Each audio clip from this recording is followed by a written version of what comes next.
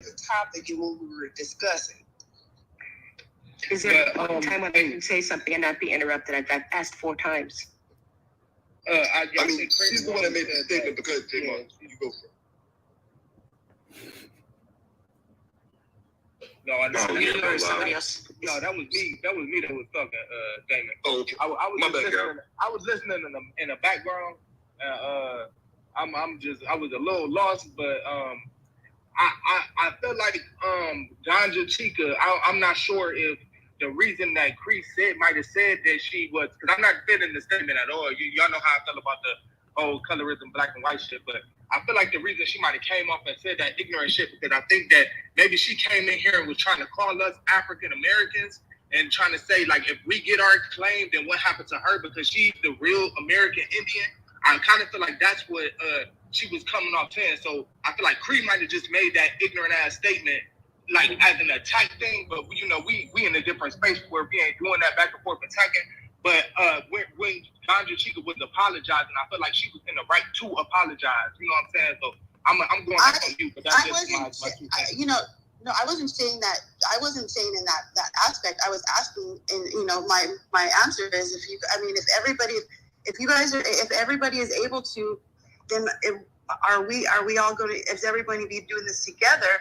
If we're gonna all come together, it had nothing to do. I was just making a statement. No, I was on up when you said I'm not an African American. So well, I mean, because a lot of hey, y'all listen to this shit, right? So this is what happened, right?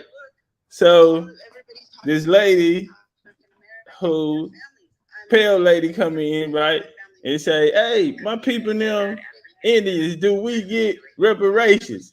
And somebody say, "You look white." Why these niggas in here, boy? They done arrested the person. The person that says she look white, they done arrested her. Boy, you ought to hear these niggas in here. Woo, these Indians. I don't know if these niggas interracial daters. Boy, they run out there and say that white woman, nigga. You don't get your motherfucking hands out that white woman. I'm just sitting back like, oh, these niggas serious. Cause see, right now they fighting with everybody. Don't do that. Everybody got their reasons why you shouldn't come out here and fuck with this white lady. Don't question her. And yeah, it was a nigga who jumped out there for her. But look. I'm just letting them do their thing. I'm about to ask her some questions though. Yeah, I want to know. And if she failed, boy, you niggas wrong. Cause y'all, they done jumped out there on the Indians. You better not say nothing about that white bitch. Yeah, she kind of cute. Yeah, bitch kind of cute. Niggas say the white bitch off limits. I said, so I'm just sitting back right now, right? I said, let me get this shit on tape. I'm just sitting back right now, but they say the white bitch is off limits. Yeah, I'm just sitting back right now, man. I want to see where this gonna go. So that they would die off so that they could get their land and their mineral rights. We know that there's such a thing called $5 Indians. As far as the color is concerned, my daughter is not much darker than her. And I have that ain't got, listen, it don't matter how light or dark your child is. Are they white? Are they white? I'm not trying to hear that. Are you fucking on a white boy? You taking pink dick? Or you niggas out there swimming in the snow? You niggas out there playing with bunny rabbits? All that other shit. See, lookership, that's one thing. But if either your ass an Indian or you not, we not talking about no Native American. She said I'm mixed with Mexican. Damn, nigga, is you Native American and Mexican? Or y'all niggas taking Native Americans and Mexicans too? If y'all are, when did that happen? I just can't believe a nigga jumped out off the bridge and go save a white bitch. Nigga, stop traffic for this white bitch. On God in them. Well, damn, ask the questions. Because yes, it did sound like that. It did sound like what the title of this room is. When Biden made that statement, fuck Biden. I am not going to consider. He basically said that. This is what he's saying. If I'm going to consider reparations for you, quote unquote, black people, then you better be ready to let Native Americans have their reparations too, because that's where white people go all the time. They've been going there my whole life. Every time black people complain about the history of injustices, black as we is in common parlance, the history of injustices that we've been that have been inflicted on us for 300 to 400 years, when they finally give in, they argue. But when they finally give in, they say, well, what about the Native Americans? They've had it worse than you. And what's up with the family down there? Hey, man. Hey, y'all finna break it all up, right? These niggas here saving these white hoes. Nigga, why ain't nigga win? When y'all ain't do nigga shit? Boy, I don't know. These niggas jumped out their body. Let that white bitch go. Nigga trying to walk her home and everything now. Don't worry about it. Why she's here? I bet now watch me not question ass. Why she not us?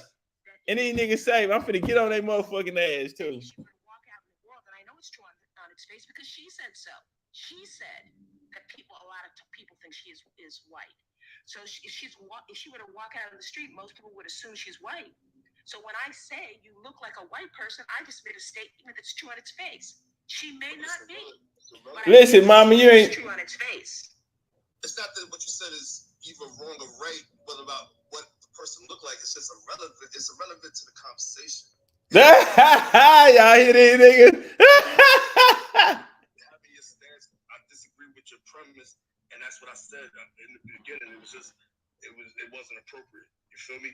Because it's really not accurate. Because don't talk to that white bitch like that. That's inappropriate.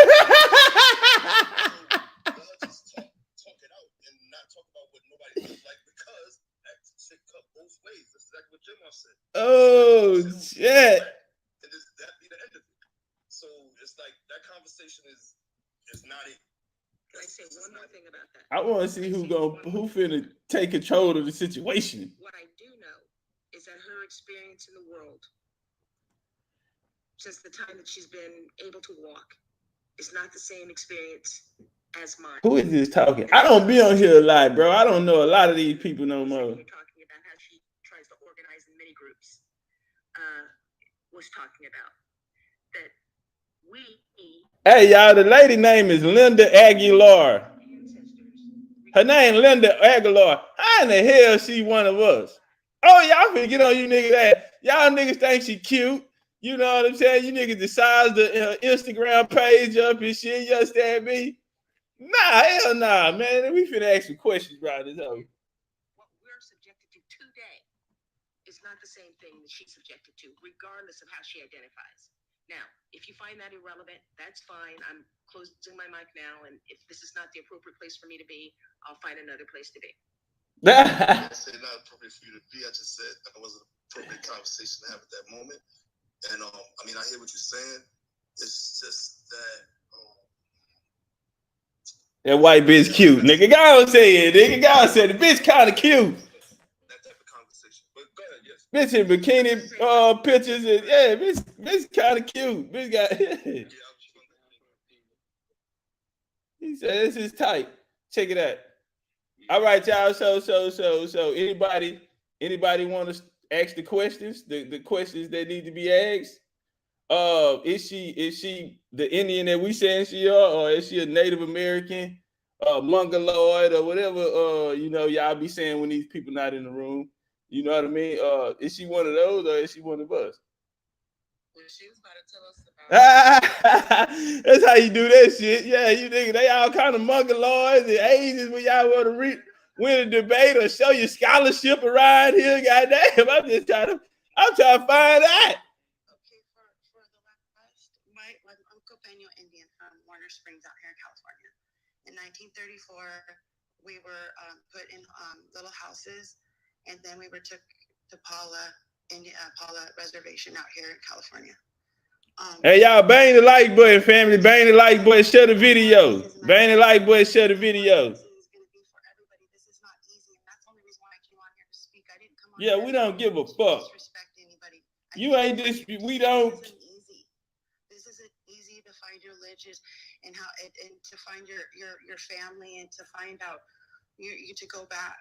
Even being Native American, we're fighting. Yeah, see, this a goddamn native. People to get our own land back, and that is all. That's the only reason why I came on here.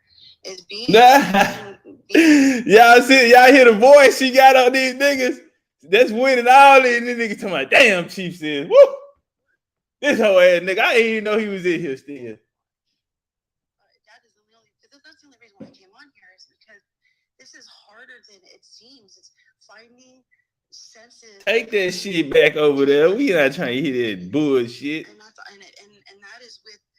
That is what people are saying the census do. They don't. We've been doing it. We've been fighting for 50 years. There has to be other ways, and that's the only reason why I came on here. No problem, Mama. I think the elephant in the room is are your family black? Did you come from a black Indian family, or you come from a? No, my family is Copeño Indian. I've been here. Okay. So did y'all come across the land bridge? No, we did. We've been here for 6,000 years. 6,000. And you say they're not black? Do we have any scholars in here? Cause you niggas be real scholarific. You know, ain't no scholars in here today. This is the thing. We giving passes. We giving passes today. Maybe it's early. You asked me about my family. We giving pass. Boy, these niggas in here giving passes. White bitch kind of cute. Hey, they mad at me, boy. Them niggas over there hotter than fish grease, right? I can't say that it's cheap. Can't say that it's cheap. We giving passes to Muckalords.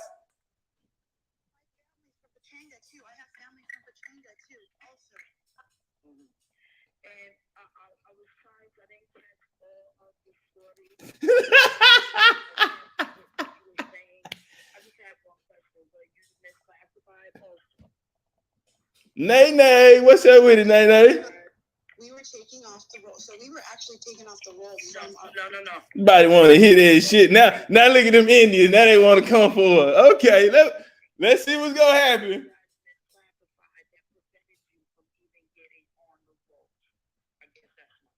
No, actually, what is happening is that we were actually, so there's an actual gentleman that's taking our family out of the paperwork.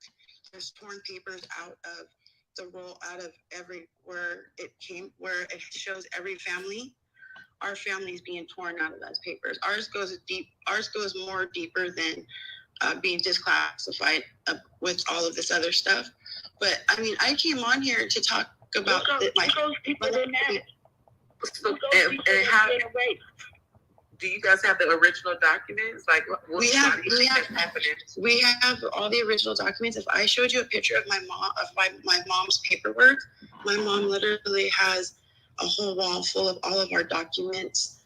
I just recently got my paperwork saying that I'm American Indian. So it took 50 years. They're disputing for you guys, like what? They're just not saying we don't exist. They're getting rid of it. They're trying to extinct our tribe. Well, we can't help you, goddamn it. Yeah, we got enough shit going on over here, so. It's the same thing that happened to our tribe. No, but I came on. So here's my thing. I came on this room because now they want to be Indians, goddamn. Y'all better get this goddamn $5 Indian up out of here. If they're gonna do that, if they're gonna release our money too. I was just coming on here to curiosity. I just came on here to say it's not that easy, don't give up. I came on here to be positive, and then I got called by by names, and so you ain't finna come here and play victim. I came on here to be good-hearted and just be. Well, they didn't call you no name. They just said you was. They just said you look white. Now she play. Now the Karen coming out of ass. Now you gotta deal with Karen. I've been called names and I've been abused in here and.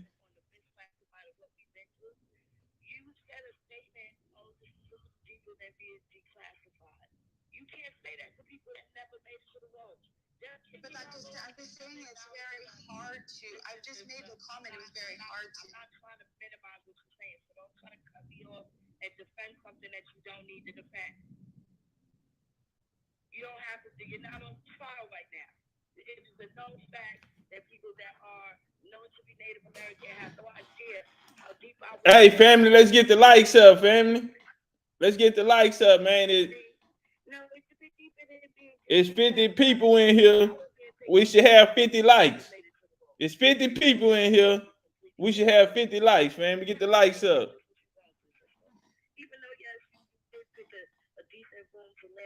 ramentating or whatever, please understand that I'm not minimizing your story. That shit would be panic mode had that been my life. But we never even made it to the road to get kicked off, so we can't feel the same thing for you. I guess the same way you don't know what it's like to be misclassified, detribalized, and denationalized all at the same time.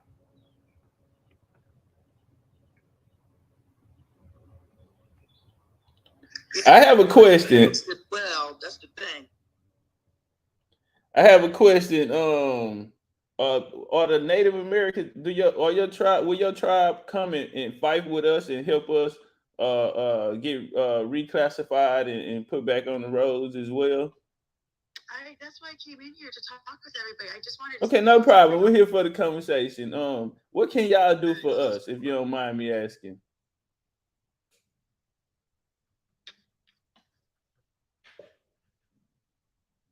The question was for you, Ms. Aguilar. Can you please repeat that? Because I just. Yes, ma'am. I was. You said you was coming in to talk about that, maybe things or ways y'all can help. Is there something wrong coming in? No, man. Listen, mom. We off that part, okay? We're not gonna play Karen. What we're gonna do is we're gonna answer the question. You guys are fucking crazy. We're gonna answer. So you don't want to answer the question, then? So you just want our help? And see, that's what I'm saying for you niggas out here jumping out the window for. She don't want to talk about our problem. She coming in, motherfucker, talking about can the Native Americans get reparations? Out there, can they get some of that check, that California reparation check? Motherfucker ain't got nothing for us though. You know what I'm saying? But these motherfuckers want some sympathy or some type of protection. Because I like that. Because I just got to speak to what you said. Because ain't nobody coming out the window for nobody. But the issue is what was said about how people look. Nobody give a fuck about none of that. Like, that's the whole point.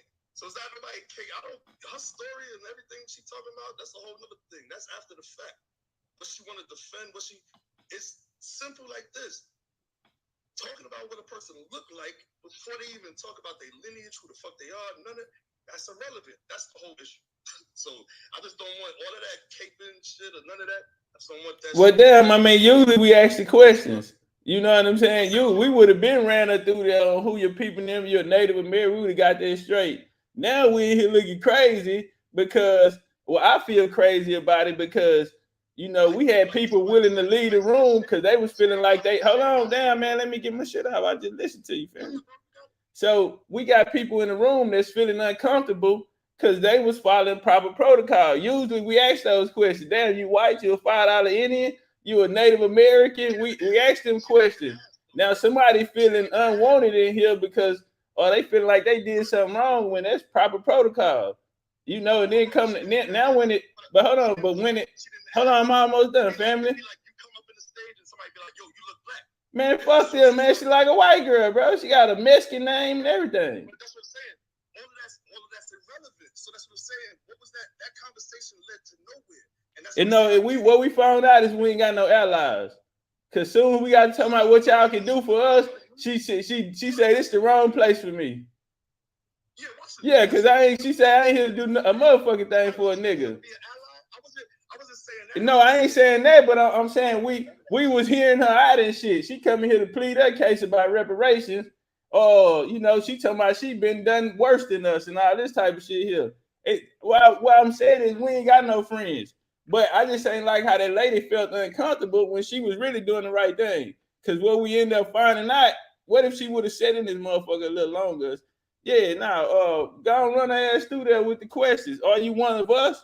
Because if you're not, we really can't help you. I don't know about everybody else in here, but I focus is on the Indian, on our story, people with our story.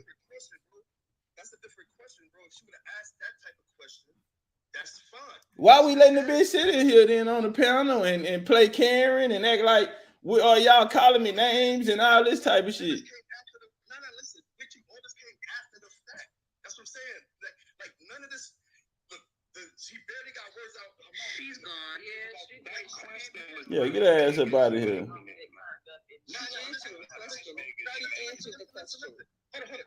Hey, bro, this ain't my first time going through this with this nigga. You hear me? This ain't the first time going through this shit with this nigga. He did shit like that before. And he interracial dated before, not to knock him or y'all niggas like different flavors and shit. But I think that's where that shit be coming from, bro. That's where that shit be coming from. It came from the comment. It was a comment, not a question that was delivered. The comment was, you look white. So if anybody else was in a conversation and somebody jumped off their mic right now and said, yo, well, you look black, when they start talking about they lineage, that's going to be a problem too. Yo, it's not, yo, and there's no flexibility in that. I know, I've been saying this 50 years. The same way niggas listen to a white looking person and tell them how Indian they died. And the minute somebody tell them how African American they look, they're going to lose their motherfucking mind. How fair is that? Yeah, I think what they were trying to say, it was like they don't have no fucking clue as to what we're talking about. They don't know they need to help us. They don't fucking know. She said they ripping them out the pages of the book. They can't even factor in their being declassified. And I'm asking, are you guys being, are they changing y'all shit to some other shit? Are they calling you white? Couldn't get to that. When she mentioned Paula, hold on, nigga, I'm on Pachanga right the fuck now. Hold on. I'm on Pachanga right now. As soon as I stepped in a fucking casino, I won $15,000. I fuck with Pachanga all day. Remember, I told Jamie Sandoval, this will have your internet crew, your internet Indians is related to them tribes that bitch just said she was a part of. Paula and Pachanga right now. I told you I tracked Jamie Sandoval down.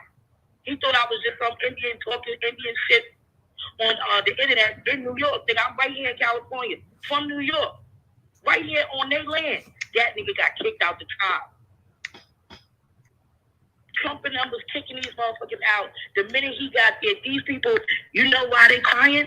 Because they got this big old casino right here. They ain't got a motherfucking thing to do with the chop to it. These motherfuckers do 10, 12, 30, $100,000 per child. Do you know some of these bitches is popping out 10, 19 kids right now? Because every kid in that house gonna get $100,000. On their fucking reservation, you got the bum ass trailers, you got the big ass mansion, some more bum ass shit. None of those things belong together the way they live. They don't know nothing about being misclassified as black. Their family getting whipped out of this fucking book. That's about as devastating to them as us not even making it to the road. It's not that people don't want to help us. They don't even know how to help themselves. And just them being whipped out of the goddamn book, they ready to commit suicide because they don't know how to fight. They don't have the same. They don't feel like they got the same leverage as the five civilized tribes. But them motherfuckers got a lot of money to lose. And they don't got to go through the nation and all this other shit to get them checks. Them people getting them motherfucking checks. So they're not broke, they're not poor. They still don't know what the fuck to do. They don't know nothing about our fight. They have no fucking clue. This is just new. Man, I ain't got no motherfucking love for no Native American. Absolutely zero. I don't give a fuck about no Native American. Man, I'm gonna make that shit clear. Man, let me tell you something, bro. I ain't never met a Native American, not one. And I done bumped into a lot of them. Because I've been frontlining this shit. I done bumped into them. I done seen all kind. And I ain't never met one that gave a fuck about what we had going on. So I don't give a fuck about no Native American. I don't give a fuck about what they plight, what they going through in this country. I want to vote Trump back in to get rid of them bitches.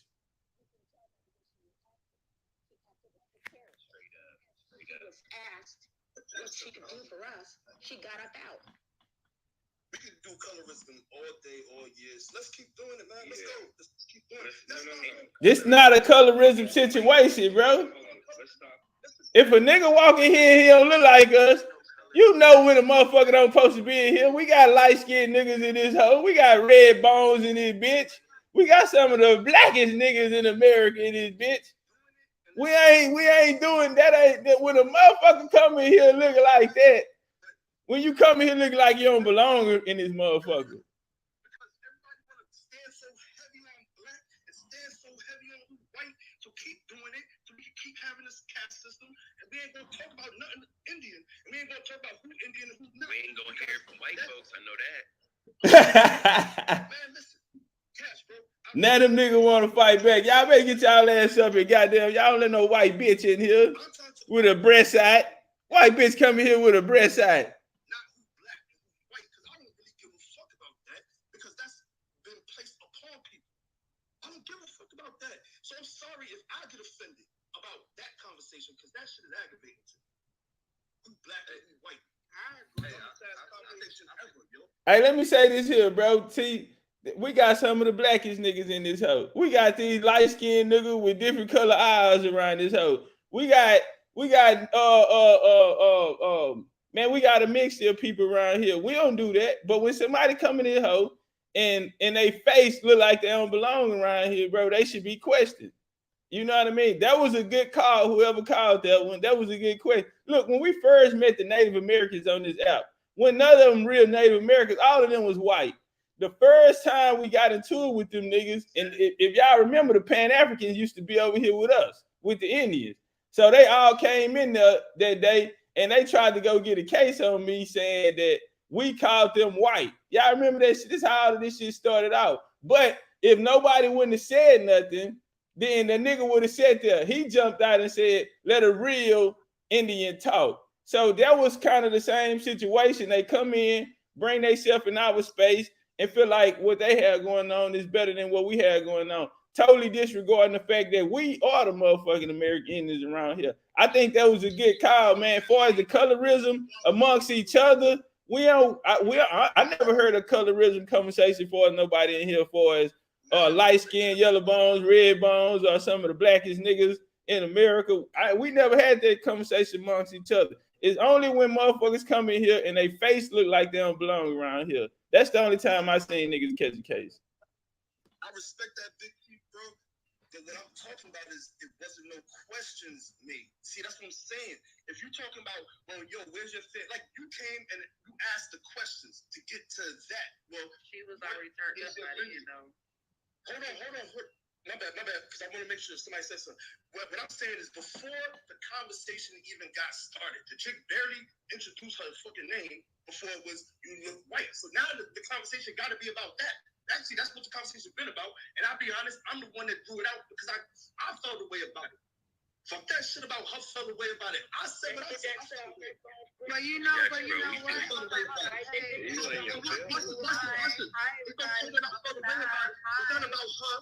Shannon speaking. Shan, go to sleep. It's the good part. Don't come fuck the good part up, Shan. Go to sleep. Shan, go back to sleep. Wait, hello, because when we go in Native American spaces, they don't even allow us on the stage. Bars. Okay, wake up, Shan. Talk to him. Wait. Can we make that very clear? Because our dark skin Preach. allow us to even have a conversation with them. So hold on. Preach. Hello. Okay. Hello. We gonna call it what it is. If we can call out ADOS when they come around with the fuck around, we can call out these white-looking Native Americans that come around us, because when we go around them, they say that we ain't even indigenous. That's a fact. They don't even recognize us being indigenous. That's a fact. Even in Indian country, they do that. They call us mudblood. Call it what it is. They call us mudblood. So what I'm saying is that's not cool. No, it's not cool. It's not cool. It's not cool. It's not. Some niggas would never say that. So we gonna make sure we chin check them like they chin check us. They chin check us, we chin check them. Period. Hey, Dave. She ain't coming doing that. Y'all niggas ain't go to bed last night and it shows. Bro, just the fact that this bitch can take us off our square. Well, look, she been gone for 10 minutes. We still in here talking about the bitch. Bitch wasn't all that cute anyway, man. I saw the bathing suit pictures, but the bitch got her body done. Come on, man. I don't be watching these hoes who got their body done, man. Paper or plastic, man. I don't. Hey, man, bitch it wasn't even natural. See if she can get her question asked on stage. And as soon as she opened her mic and said, I guess she kind of did like a brief little introduction, or so to speak. And as soon as she did, that's when Cree was like, you look white. And from that point, just only that one part right there, that's it. Just that everything else afterwards is a result of how it went down. But just that one part right there is what ended up taking the conversation somewhere else. And I do agree that you need to check people who come in the room, but I'm just saying in this particular instance, that's how it went like that, because we couldn't even get anything else off or ask her like who she was, who her family. I mean, she's lucky she got on the stage. That's it. That's the whole thing. But she's lucky she got on the stage. I've been in these Native American spaces. I know, but she where most of them don't even look like us. We was in and guess what? Hold on. Hello. Because they just had a room called Ask the Native a couple of days ago. And when the Black natives came in the room, or the American Indians, they started talking about pretending. You see, this is what they do when we enter their spaces. They started being disrespectful and subliminally. And it took for one of our Indians had to ask them, well, who are you calling pretending, or what is it? Was me. It was who me. is that?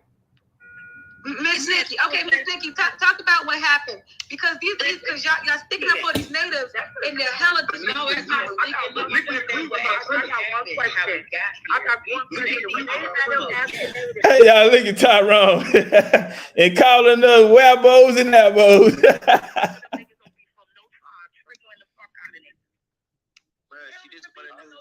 I was trying to chime in. I had read some racist articles from her tribe. I was going to read them. Hold on. I want Nikki, can you tell us what happened in that activated room? Bro, can y'all believe this? It was crazy. Y'all got to watch this shit. Y'all been watching this whole thing unfold. We've been live 30 minutes. So that shit happened 30 minutes ago. Damn, man, them white hoes got some good pussy, man. I'm sorry, bro. I ain't never heard a white bitch before. Them white bitches must got some. Woo!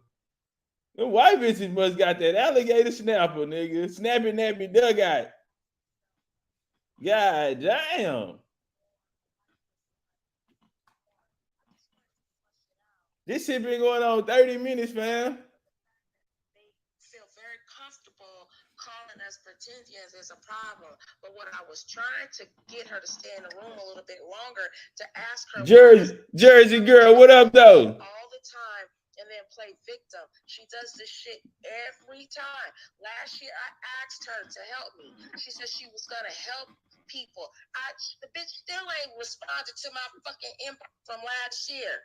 So she is with the shit, but we can't just be like, oh, well, you this, that, and other, because then she gonna be playing victim. And then that's what happened. They say they over there being identity extremists, and then we all gonna be fucked up. There's a way to do stuff. Every time she come into the room. And then we have this problem with that Bahiki girl. Because I do remember Damon sticking up. And I was trying to warn Damon. They got him. Damn, Damon. They got Damon on another case. They say Damon was out here taking up for another one of them white looking natives. Damon, bro, they caught you on another case. I don't be around. Hold on. Because I'm going to tell you what Bahiki ended up doing. Bahiki ended up going to Little Feather Tribe, reporting to Little Feather's chief about us Black Indians on this app.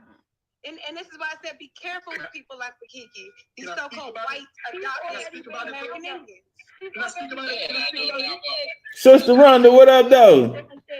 Because if you go in Indian country, but he just came from out of nowhere. She's been around the same motherfuckers that we related to.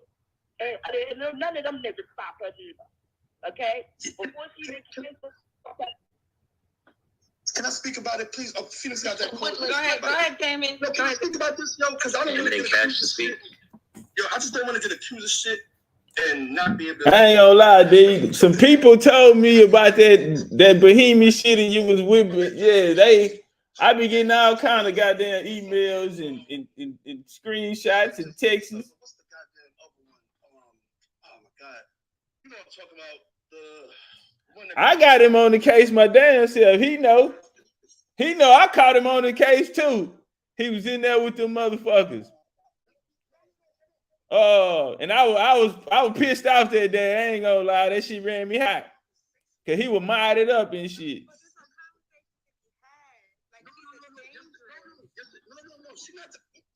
She's gonna be what she's gonna be. People already knew what she was, and still. No, y'all did not, because when I called her out, y'all was acting confused. Nobody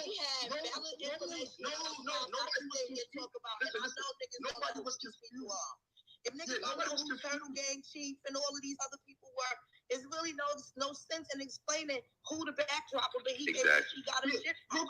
If y'all don't know who those people are, so when y'all say y'all listening to Kahike, she got the drop on niggas y'all don't know about. Yeah, nobody confused. But she the same shit going to warning. Okay, but if she got dropped, hold on. Let me figure out how far we need drop.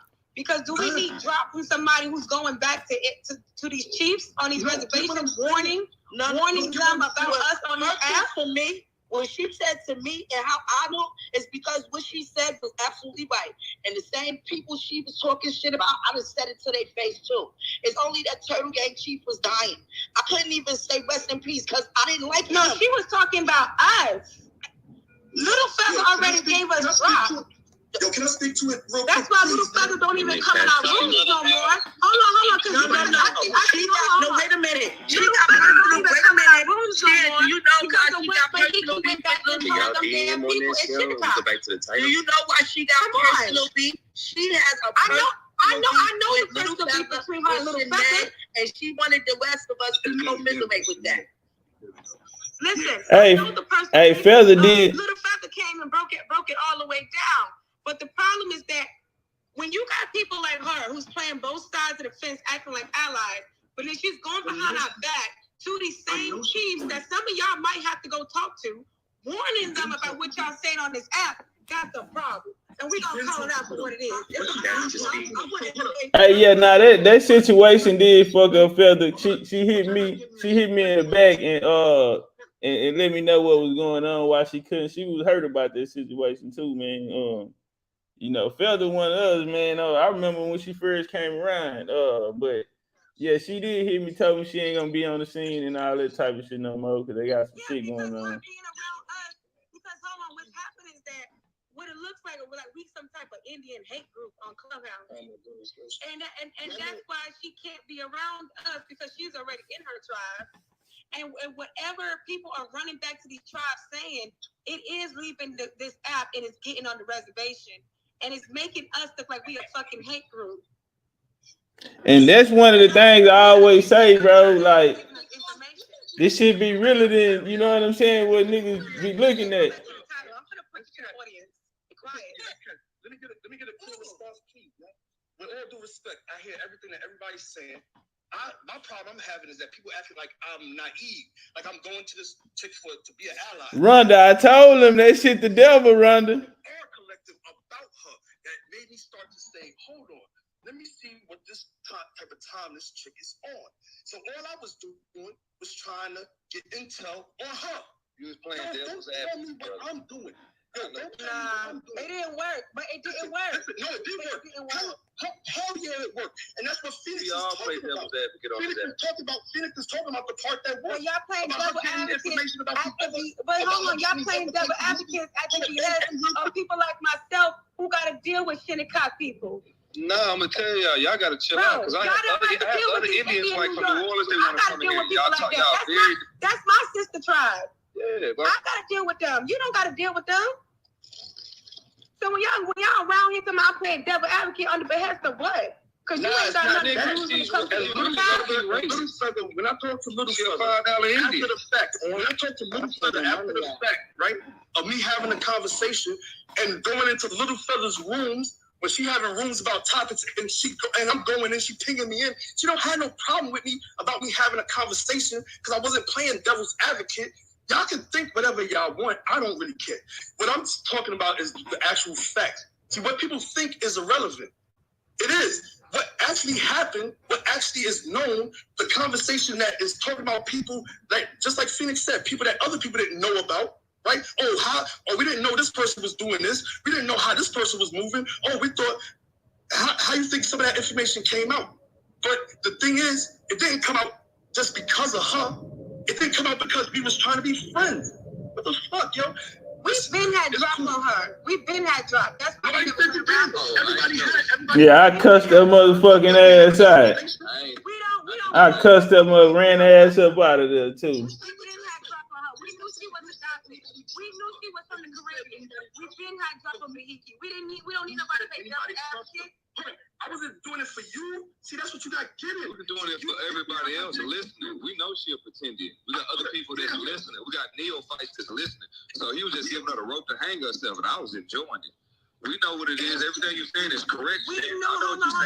But I didn't know that. And this is for other people. He's a main girl who told us her story. I got 20 other people that's listening on this app for their first time. They don't know nothing about this. Excuse me. Hold on. But he already told us who she was. She was adopted by some tribe up here where we at. She's from the Caribbean. She got some Taino, hence the whole Bahiki name. Right. We already had drop on her, and that's why we wanted to stay away from her. Because she kept coming around being condescending about whether or not black people can be indigenous to America or not. Right. So we stayed away She's from her. a real Russian housewife. That bitch ain't even Haitian. She lied about that shit. Yeah, she do not believe that niggas. She done told niggas a gang of times that niggas are from Africa. Like, we been dealing with that, been had to cuss out the women, been getting on her ass. Since the early days. But yeah, she is straight Asian though, bro. Nobody, I don't even think she in no tribe. We've been thinking on some of these. Hey, I got people in my back chat they don't know y'all. This not new to this. You know what I'm saying? They from New Orleans. A lot of my people from New Orleans, and they don't know. But we're dealing with New York Indian business, so they're not gonna understand that they're from Louisiana. Yeah, but I'm saying this. I'm just getting y'all to guillotine her ass, basically. That's all we was trying to get y'all to do. We never heard y'all guillotine. I ain't been on, like I told you, I ain't been doing this for not even been a full year. But I have other people that's listening, and they be like, man, what's up? They haven't been on the app all day long. So I'm constantly bringing people that's finding out that they're Indians, a lot of my people from New Orleans, a lot of my people, you know what I'm saying? Okay, so the conversation that we have right now is about previous beefs that we had with Native Americans and us American Indians. That's what we're talking about right now. And they understand it. It's not really don't on just topic. the people that pretend to be one or the other. Because Bahike is a Russian housewife. She's not even the Haitian she said she was. Exactly. And to connect there, because there's a lot of Polish and German people that take a lot of our last names, Indian names in Southeast Texas, Louisiana. So they definitely understand what she's doing. I see what Damon was doing. He was just trying to line her up for everybody to get her head cut off. That's all. But y'all saying y'all already cut her head off. We just ain't seen her get her head cut off.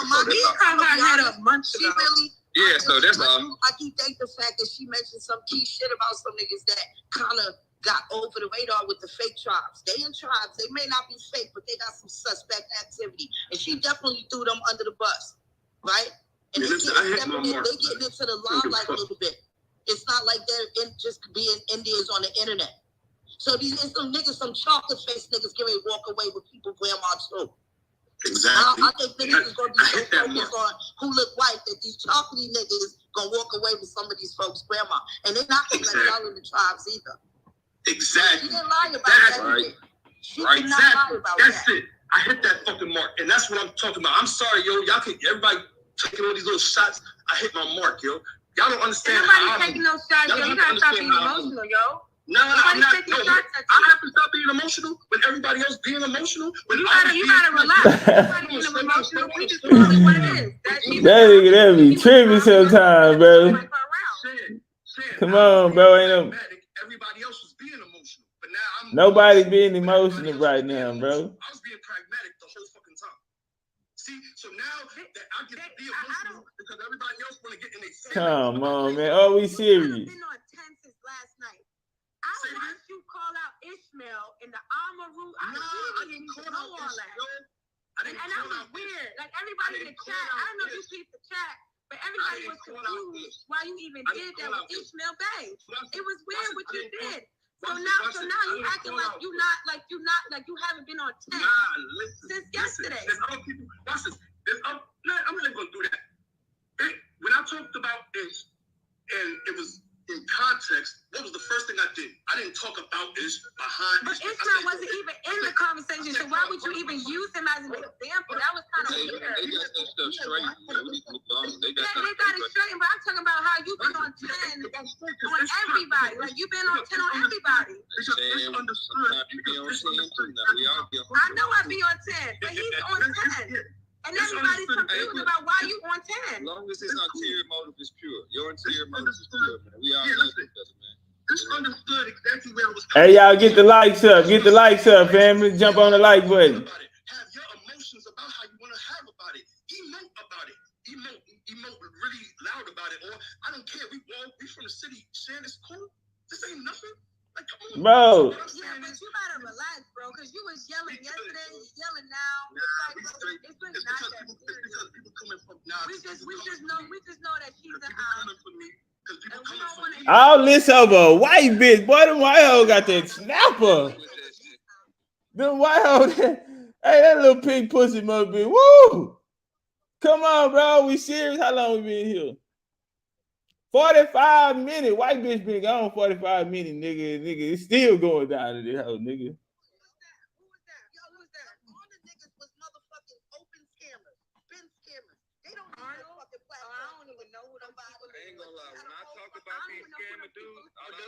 Shut me down on his ass. Who are those people? The people out of Georgia. That time we had that room. They was whole motherfucking cheeks. Marcus Cheeks and them niggas. Oh, they disrespected the fuck out of me.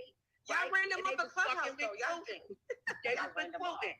They had a whole motherfucking stage and platform to talk that bullshit to other niggas. I never heard of them people. Cause they got they ran. And I don't know a lot of motherfuckers then. They said y'all tried to set them up on the stage. Big Chief tried to have a kumbaya with all these different powerful American Indians, and they felt like y'all bum rushed them. Some niggas, I don't know if y'all know that. It was only me and all of them and they recruits, right?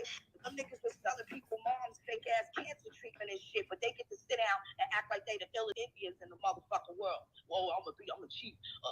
Not everywhere, not over there. Just I'm the chief of North America. The whole world is mine. That's how. Yeah, but y'all do know y'all ran them off the app, right? Y'all do know that.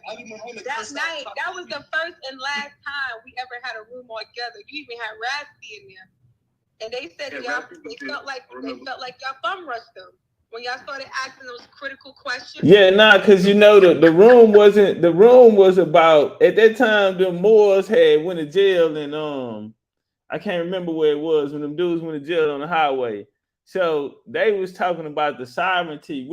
That was supposed to be a conversation about the Moors in 1990 and sovereignty. That's why them three came on it. It had nothing to do with Indians. And so Indian conversation, it was to that topic of when them dudes went to jail on the highway and how the sovereignty movement got hijacked, how the Moors ended up picking up the sovereignty movement from the white folks. And they was gonna talk about that shit. It was supposed to be like an old school throwback. Yeah, that was 4th of July. You're right. That was when the Moors got Hey, Big, the dude out here in our city doing the little paperwork shit, man. We gotta. Hey, bro, that nigga out of control, bro. Hey, I did paperwork. I checked this nigga background, man. I found out why he went to the Moors shit. I'm bringing this shit to the family. This nigga got a whole rape charge. He got a little case. He got a little IDs and whatever. He making people Indian IDs and that shit looks so fake. My homegirl say he almost made $1 million last year. So like, how can he's capitalized on neophytes and 70% of us are women. And I ain't gonna lie.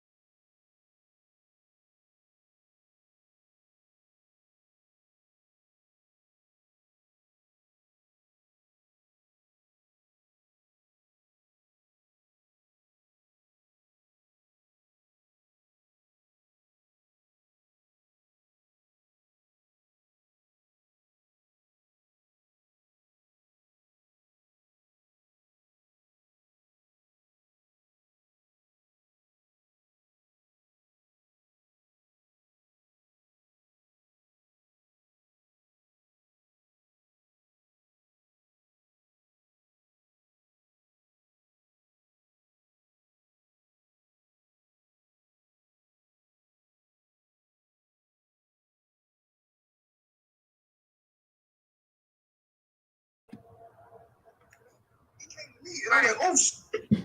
So that raised my eyebrow. And I said, hold on, let me. But I want you to understand that this we know in Indian country is very small. It's very small. Word travel, names travel. So before some of y'all even might come into Indian country, somebody might have heard some shit about you that's probably not even true. And that's not fair. It's not fair when we all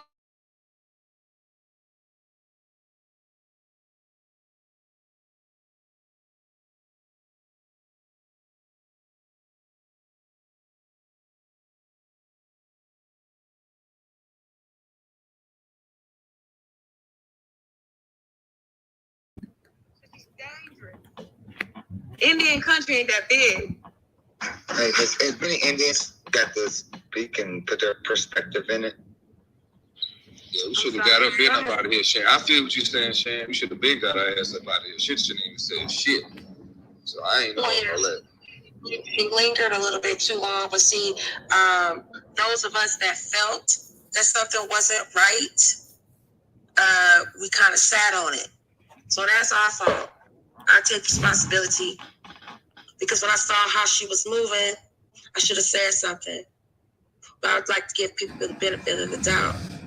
There's certain people that come into these rooms and the whole energy changes because they do stuff to go back and to report and say, well, they over there saying that we mongoloids and that we not real and stuff like that. And then you get labeled a fucking identity extremist before you even get your paperwork straight.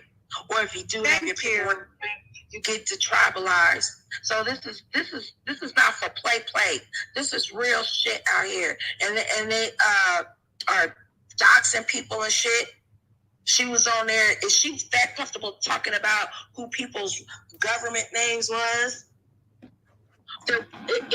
What made us think that she was to go look and see what our government names are?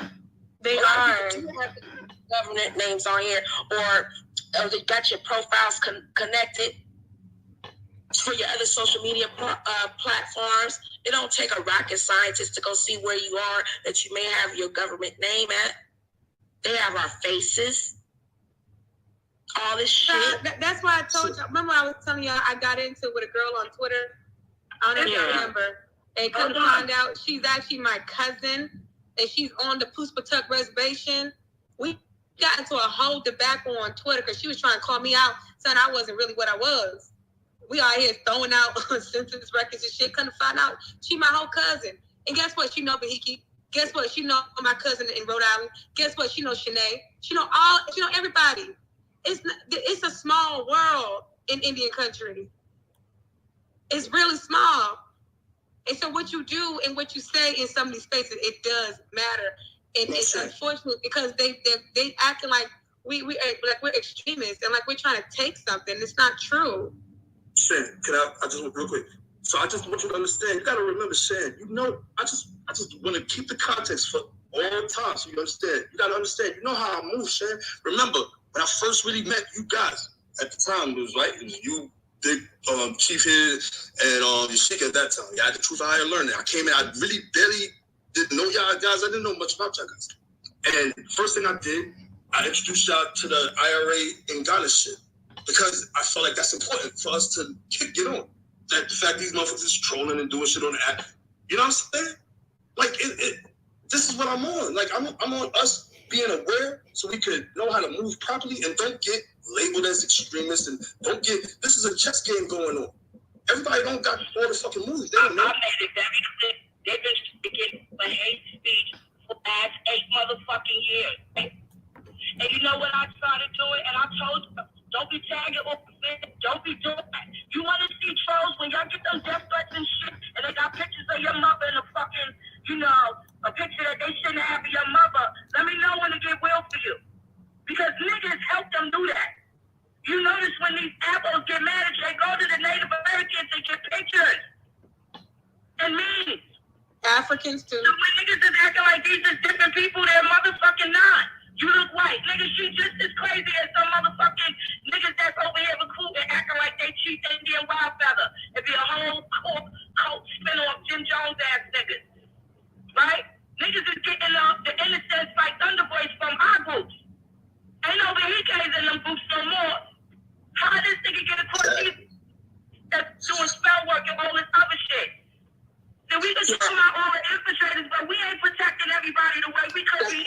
Hey, so that shit with Thunder Voice is true? That's some real shit. And I had to tell you true. And those of us, wait a minute, y'all. Wait a minute. We got another one that are really close. But see, a lot of these people join the tribes. A lot of us don't even know they join these tribes. They doing this shit behind our back because we keep telling them not to do it. How many times on this app has we told people, be careful? They doing it behind our back. And we warn them, don't join these tribes. Thunder Voice has been in my rooms how many times? Don't join the tribes. We even put condescent on the table. I thought condescent was cool. I had to even say, whoa, wait a minute, $750. Where you going with this? We tell y'all not to do it, and y'all still do it. And then when shit happened, now it's, well, I need help.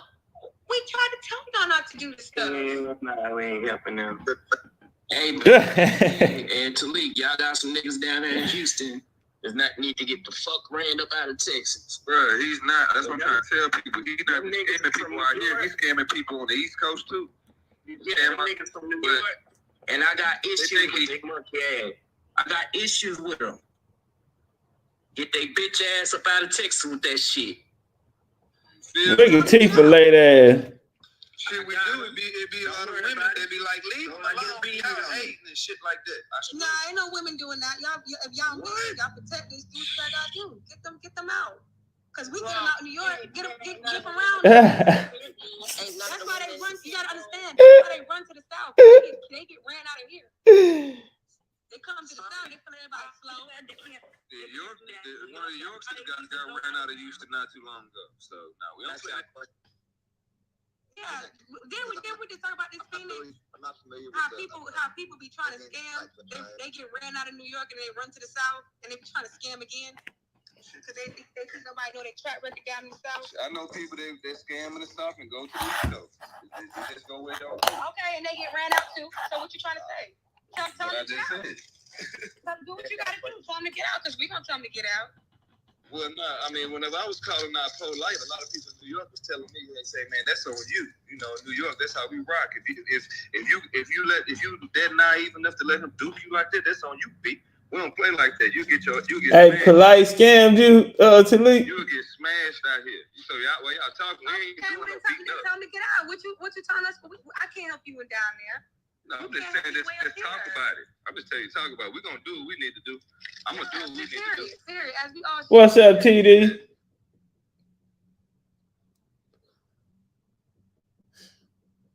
All right. Y'all want a room reset? Bringing it to the family, so y'all heard it first, because it's going to be out.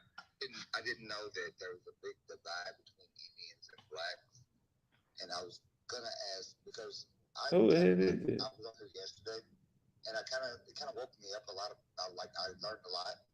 And I was wondering, like, is there that much of a, because my grandmother was Indian and my grandfather, my grandmother she'd always call herself half Indian, and then she always called her daddy the N-word because he didn't stick around. But that was between him and her. But I never met my grandfather, so my great-grandfather, so I didn't know what he was really like. But I know my grandfather, he was a minister, and he was black, and his father was biracial, white and black. And my dad's side is totally against interracial relationships, period. We only had one cousin in our entire family, which is huge. He had 18 kids. But he didn't have interracial. He didn't allow any of his kids to be interracial. Matter of fact, my cousin was born albino, and he actually had to go to a nursing home because he wouldn't let her into the house. So, like, at some point, are we not going to realize that maybe a lot of us are probably mixed with a little bit of everything? Well, tell that to Joe Biden, because if you look at the top, and some people in the chat was talking about we not on topic, which is very is on topic, because when Ganja came in here, what's the topic? Which we didn't get to walk her down about that. And nowhere in the title does it say African American. It says blacks. But she made sure that she said that punk shit. Okay? But she does that every time she comes into the room, and then she want to play the victim and start crying and shit. Oh, poor connection. Well, fuck you and a train you rode in on. See, they like when I cut the you know. But, you know, Nikki, we be hearing you. You answer the question though, like how do we decide who get reparations? Like how much percent? What you just said? How much black do you have to have in you to even get reparations? Well, first you want to get all the Crayola boxes and you want to get the other brand and stuff like that, you could do that too. Because those of us that in here that's done our genealogy, we don't subscribe to the word black. That's a construct. We American Indian and we acknowledge our European ancestry. And for those of us that do know that we have African ancestry, My suggestion, if they don't subscribe to the word black, and stop being triggered by it. I agree. Because the white people at the camp with the pen, they're not calling you that. I don't know if y'all know. They can call you that and you correct them. They will never call you anything else again. So if you're not subscribing to black, don't get triggered by it. The problem was slave owner raped my grandmother, my great-grandmother. So does I also get penalized for being black, for being him having his blood in my body at all? Who doing the penalizing? I think that's a different space. We in it. We do genealogy. So what we'll ask you is, what's your great grandma name? She's a Green. Where y'all from? Where your family from? Where you grew up at? Well, my granddad, I'm from Indiana, but my granddaddy, he came to, he took all his brothers and sisters and all his wife's brothers and sisters, and he moved them up to Indiana. Yeah, but where they came from? Mississippi?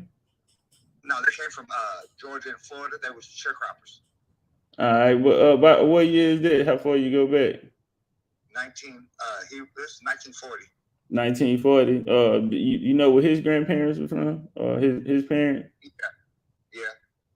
No, I mean, so Florida was y'all destination, Florida, Georgia. That's what. Georgia. Yeah, that's where the Indian. That's where your Indian ancestry come from. Yeah. Yeah.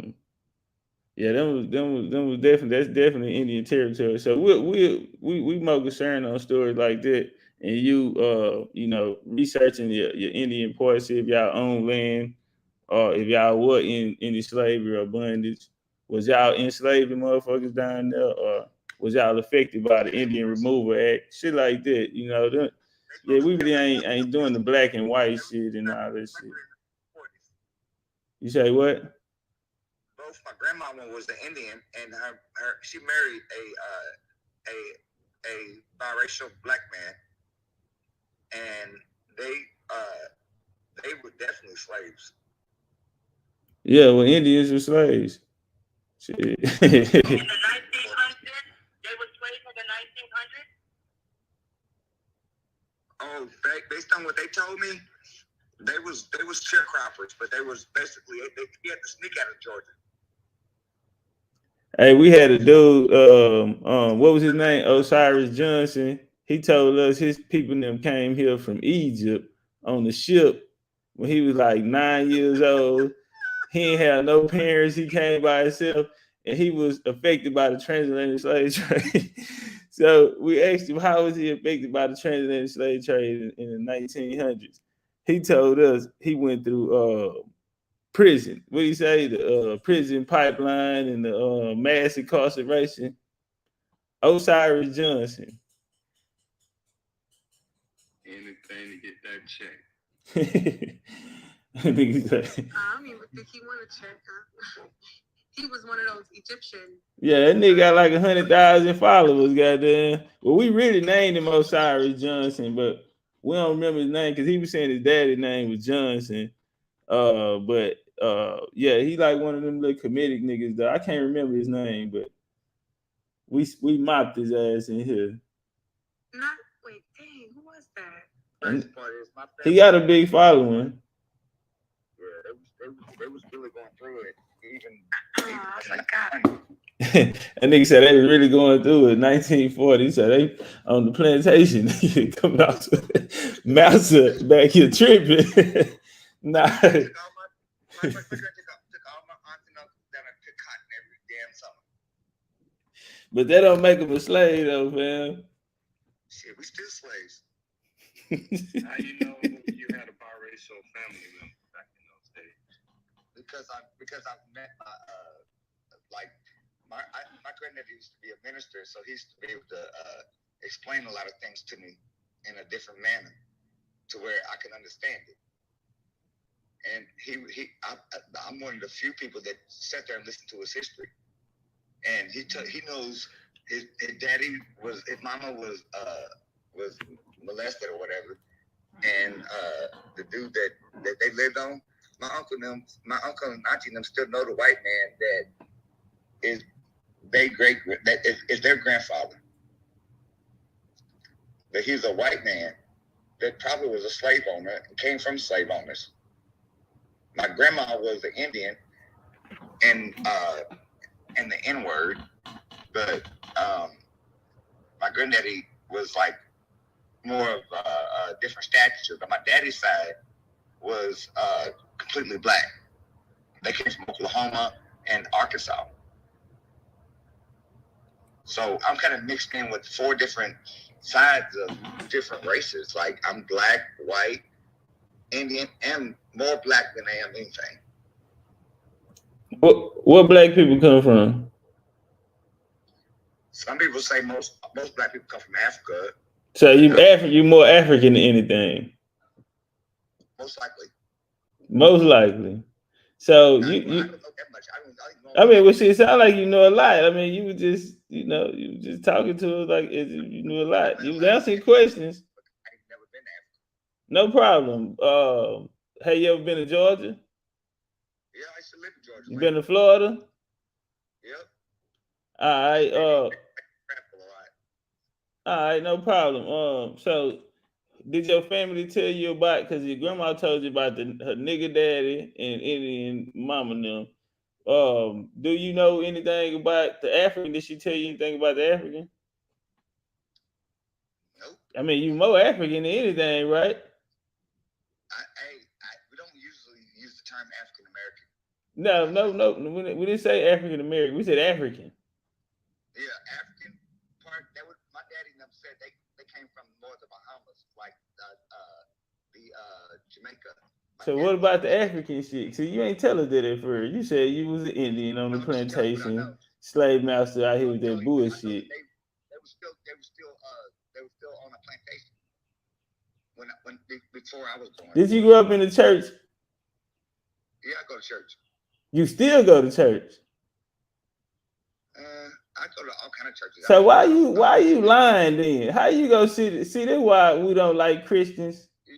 See, I mean, damn nigga, you done told us 4 different stories. I'm a good listener, bro. You done told me 4 stories. Now you from the Bahamas. I said my daddy told me Jamaica. He said Jamaica last thing. Nigga lying, then you find out he a Christian. I don't know what's wrong with you new Christians. Y'all ain't nothing like the old Christians. God would have struck your ass down back then. Y'all new Christians getting away with a lot of shit. But I never called myself a Christian. You just told us your people that were slaves on the plantation in 1940 in Georgia.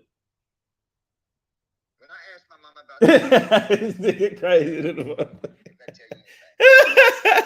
These niggas, bro, do y'all see the crazy? Boy, niggas are crazy. If you're a Christian, it's okay. A lot of us were. It's all right.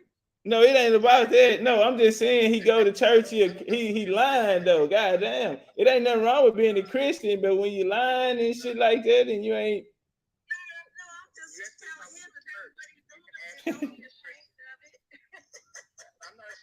that Jesus a bullshit nigga, ain't he?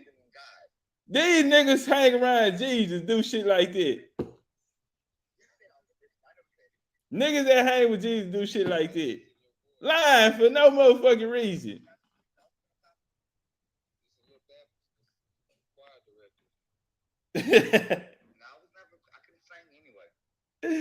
He ain't no choir director. He was on the drums. I'm just fucking with you, bro. I'm just letting you know. Hey, y'all jump on the like button. I'm trying to be honest. I just asked a question. And I was just asking a question about what do people in my situation do? What would Jesus do? That's your words.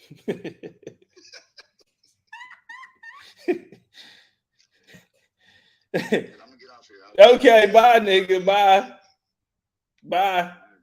Enjoy the rest of your day. I'll leave my friend alone. He's been up here all Hey, we love you, brother. We got love for you, brother. That's just like Oh, y'all done made him leave. Oh. He gonna cry in the car. He gonna cry in the car. Nah, he was in here since yesterday though. But damn, I mean, I didn't know the road got that tough. He could have. He ain't nobody tell him to do all that goddamn line though. God damn, nigga, you 4-5 different people. He been here since yesterday.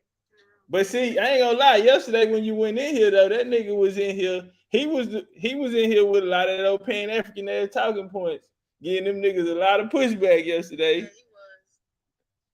I remember that. I think he stay around us. You know how they get though. They get to a point they get attached to us, and they're not quite sold on being Indian, but they don't want to remove themselves from our spaces. Yanni over there on that. Yanni got these little bit ass shorts on over here. Yanni, your little hot ass, that sun out. Where you at, Yanni? Ain't you in one of them cold ass states? Them shorts too little for them cold ass states you in. All right, y'all. Hold on, let me pull it up. I want to go to the other part of the show. What we really came here for. We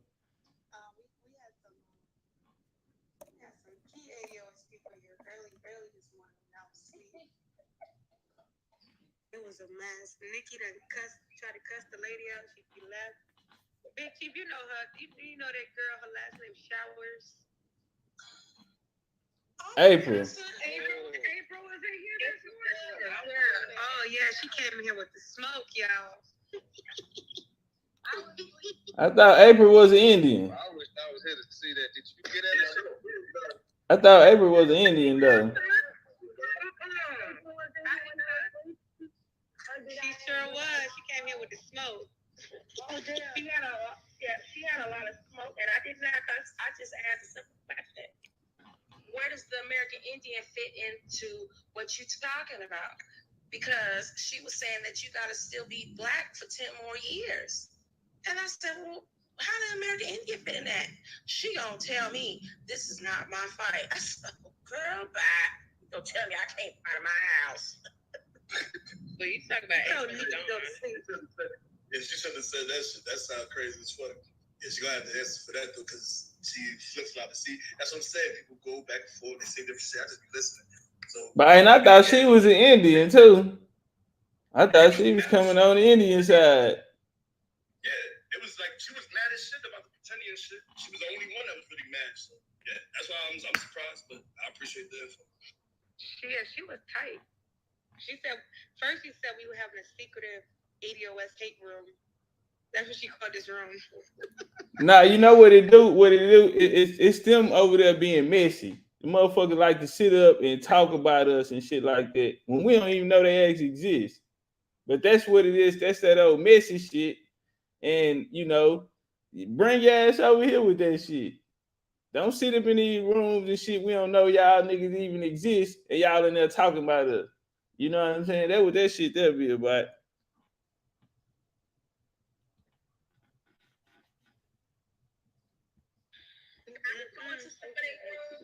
And they've been there talking about us. And then the one, it was a son and a daughter. I mean, a son and a mother. And the mama was like, oh no, they got new tribes now. Because he gonna say, they all saying they Cherokee, huh? She was like, no, they got some other tribes. So they doing some genealogy and some, because they talking about some other tribes and stuff, not just Cherokee. And they was just all in there laughing and shit. Because that's the running joke. We all Cherokee, blah, blah, blah. No, they was saying, yeah. So yeah, they be in there talking shit. I just have a question. This is my first time joining your room, but I've been listening.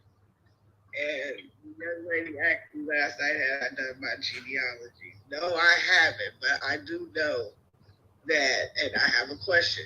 Get really on my father's side, there's Cherokee, and on my mother's side is Choctaw.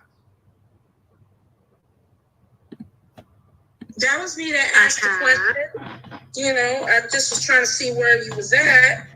Well, I've never Hey, y'all, make sure y'all on that like button, goddamn. We about to transition over to the second part of the show. I gotta go get a haircut, goddamn. Well, just recently, it was weird. I found a second cousin on Ancestral. So she's down in close to the Arizona border. I actually thought she would have been on my mother's side,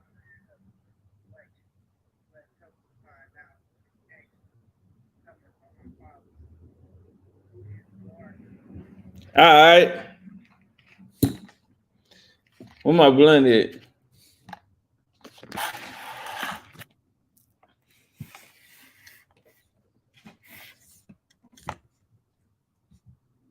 All right, so check it. This how we gonna do this shit. So AB3121 is out. I do want to first say shout out to Camilla Moore. I love you, baby. Shout out to Camilla Moore. You know, it's a love and hate relationship. I do want to see the homie win. Want to see her do a thing. When she got on the board, I had hit her up and I had congratulated her. And you know, for her to make it, you know, to this point, and also she did make the cut to actually get on the ballot for Senate. You know, I hope she win that as well. She been holding her own. She find herself in a pool full of sharks, though. You know what I'm saying? She in a pool full of sharks, man, and I'm gonna let you know why. Because see, this lineage shit. See, one thing you got to go fight against is this Pan-African shit. This Pan-African shit is tied directly with the United States government. Why? Because the Pan-African is the colonizer. So you come in this motherfucker talking about unraveling Pan-Africanism off the mind. Okay, listen. The end goal is Pan-Africanism. The end goal to an African American is not America, but is Africa. You think they stripping your ass from your wealth and not getting, they doing all this shit for a reason. In the end, they are going to build up Africa. They're going to build a colony where your ass can't say no. And niggas not gonna have that choice anymore. Africa is gonna be a form of the reparation. All right, when they do say, all right, we finna give it to you, it's gonna be packaged up in the form of a reparation. That part. The end goal is Africa. The end goal is to create an international global colony, nigga, in the British colonies of Africa. Listen, ain't no, so while you know they Miller and them, you know, they come out, they want lineage. They agreed on lineage. Why? And I'm gonna let them speak on that. But I think this is very, very important. And I told I seen some of the freedmen today, but I said, hey man, I found out that this is some Pan-African shit going on, right? See, the powers that be, bro, these people sitting in that space, you know, motherfuckers know that we ain't from Africa or none of this shit here. But the ones, this story has been in place so it can keep the colonization going, so it can put them in an ownership position. Let's walk this bitch down, man. Ain't that a bitch? All right, mic check. I think that's better. EYB say we reject that African bullshit. All right, let's walk. Century. This decision rejects the proposal to the descendants of free.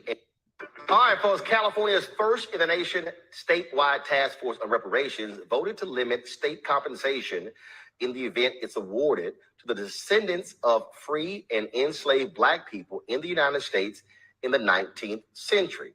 This decision rejects the proposal to include all Black people who would receive reparations. Camila Moore. She's the California Reparations Task Force Chair. She joins us from Los Angeles to explain this decision. Camila, glad to have you here. First and foremost, there was a lot of people who talked on this issue. Dr. Greg Carr was one of the folks who participated in this hearing. How many That's folks who Yvette Cornell was hating on. actually testified? Nigga just run around with Roland Martin. 11 people testified. So 6 of those 11 people were certified genealogists. 2 were Greg Carr and Jessica Ann Ayuar, and the other 3 were Marcus Champion, who's a grassroots organizer in California and worked on AB3121 before it was enacted. Mike Davis, who's a former assembly member in the state of California and advocated for a lineage standard. And then lastly, Kevin Brown, who is an Evanston resident and spoke against a bit about what's going on with the reparations program in Evanston. So the vote ended up being 5-4. So I mean, obviously that's a very close vote. What was the issue? Why was it so contentious? Great question. So the community of eligibility discussion and debate has been kind of looming over the 9-member task force since we first started meeting as early as June of 2021. So we've been having a 10-month debate around eligibility. And the crux of the issue is, or was, should the eligibility standard be defined by a race-based standard? So as you said in your introduction, all Black Californians being eligible for compensation for reparations for the institution of slavery, or should it be based on a lineage standard where if you can trace your ancestry to what we decided on, an African-American descendant of a chatteled enslaved person or the descendant of a free Black person living in the United States prior to the end of the 19th century, then you would be eligible. And so ultimately 5 people on the task force voted for the lineage-based standard and 4 voted for a race-based standard. So based upon that, if somebody Black came to the United States in 1899, they make the cut. If they came in 1900, they don't make the cut. Potentially. We still have to work all those details out, but that's what it says. So now here's the issue. How are you going to prove it? How will people be able to trace it? Because what we know is you don't necessarily have clearly defined records for people to be able to search their lineage. So what in the hell y'all running around here with this African story, bro? Listen, y'all see now these niggas on the hot seat. Now when people get to talking about prove it, all that African, they done forced African down you. They done brought out these fake ass scholars to create this fake ass information saying that they teaching you about Africa. You got a culture in Africa, your language. They heard you niggas singing Jesus hymns and memes and that's how they know you niggas from Sierra Leone. But now when you ask these niggas get to talk about proving some shit around here. Now everybody want to talk about ain't no evidence. That genealogy will fuck your whole game up. See, we was throwing that shit at them Pan-Africans. We didn't know how it feel when a nigga got to go up against that. You got to go up with a nigga talking genealogy, and all you got is some sources from a Pan-African scholar, and a nigga making you stand on it, bro. Ooh, that's a fucked up position to be in. Now everybody want to negotiate the deal. Hold on. How can we? Ain't no evidence. So you mean to tell me that white boy ain't that big and bad? Because you said that white boy is a killer. Don't fuck with him. He beat me for 400 years. And now it's time to prove this shit. Everybody goddamn nervous. Everybody want to talk now. Hey, hold on. But nah, fuck that, nigga. Hell nah. Great question. But first, before I answer that question, I think that oftentimes people don't ask the same question about how do you prove your Blackness, right? And how do you measure Blackness? How do you prove it? So what's to stop someone like a Rachel Dolezal or Mindy Kaling's brother, who's of Indian descent, who actually wrote a book about how he pretended to be Black to get into medical school, how do you determine who's Black, and why would we be comfortable with the state making those particular determinations? But in order to answer your question about lineage tracing, when you talk about international law and reparations under international law, one of those tenets is restitution. How do you make a person whole after the state has harmed you? And so the state has a responsibility. If they've broken part of your lineage or your history, they have the duty and the responsibility to repair that. So what does that look like practically? That could look like the state subpoenaing the Mormon Church for records, and assisting people for free for lineage tracing and things like that. So there's no burden or financial cost for anyone who may be eligible. So let's actually deal with that. If that is the standard, I mean, so what is it? DNA? I mean, exactly what is it? So what? No. Now you know what I thought about this shit too. A nigga will fuck around and do your DNA test. They make that a criteria, right? It's lineage based. We going by DNA test. Boy, that'll be some shit right there, boy. Then come out and say, hey man, it's lineage based, man. We're going off DNA. What that DNA say though? You know? What did these Pan-Africans try to throw your ass in the trick bag? Pan-Africans say, what that DNA say though? Yeah, we going out DNA tests around this hoe. We do not make the rules. Don't make the rules, goddamn. We're going out DNA tests. What then happens? Could you potentially have white folks saying, I've got Black lineage, I qualify? That potentially could happen, but I want people to be clear that that same scenario could be happening under a race-based standard, because race is a self-selecting category. Anyone can pick or select Black or African-American on census records. And there's an example of that. For instance, Native Americans are going through this right now, where there's, as we know, not many Native Americans in this country, but in the 2020 census, they were overcounted because other people who are not really Native American are clicking or checking Native American on the box. So it's a really complex issue.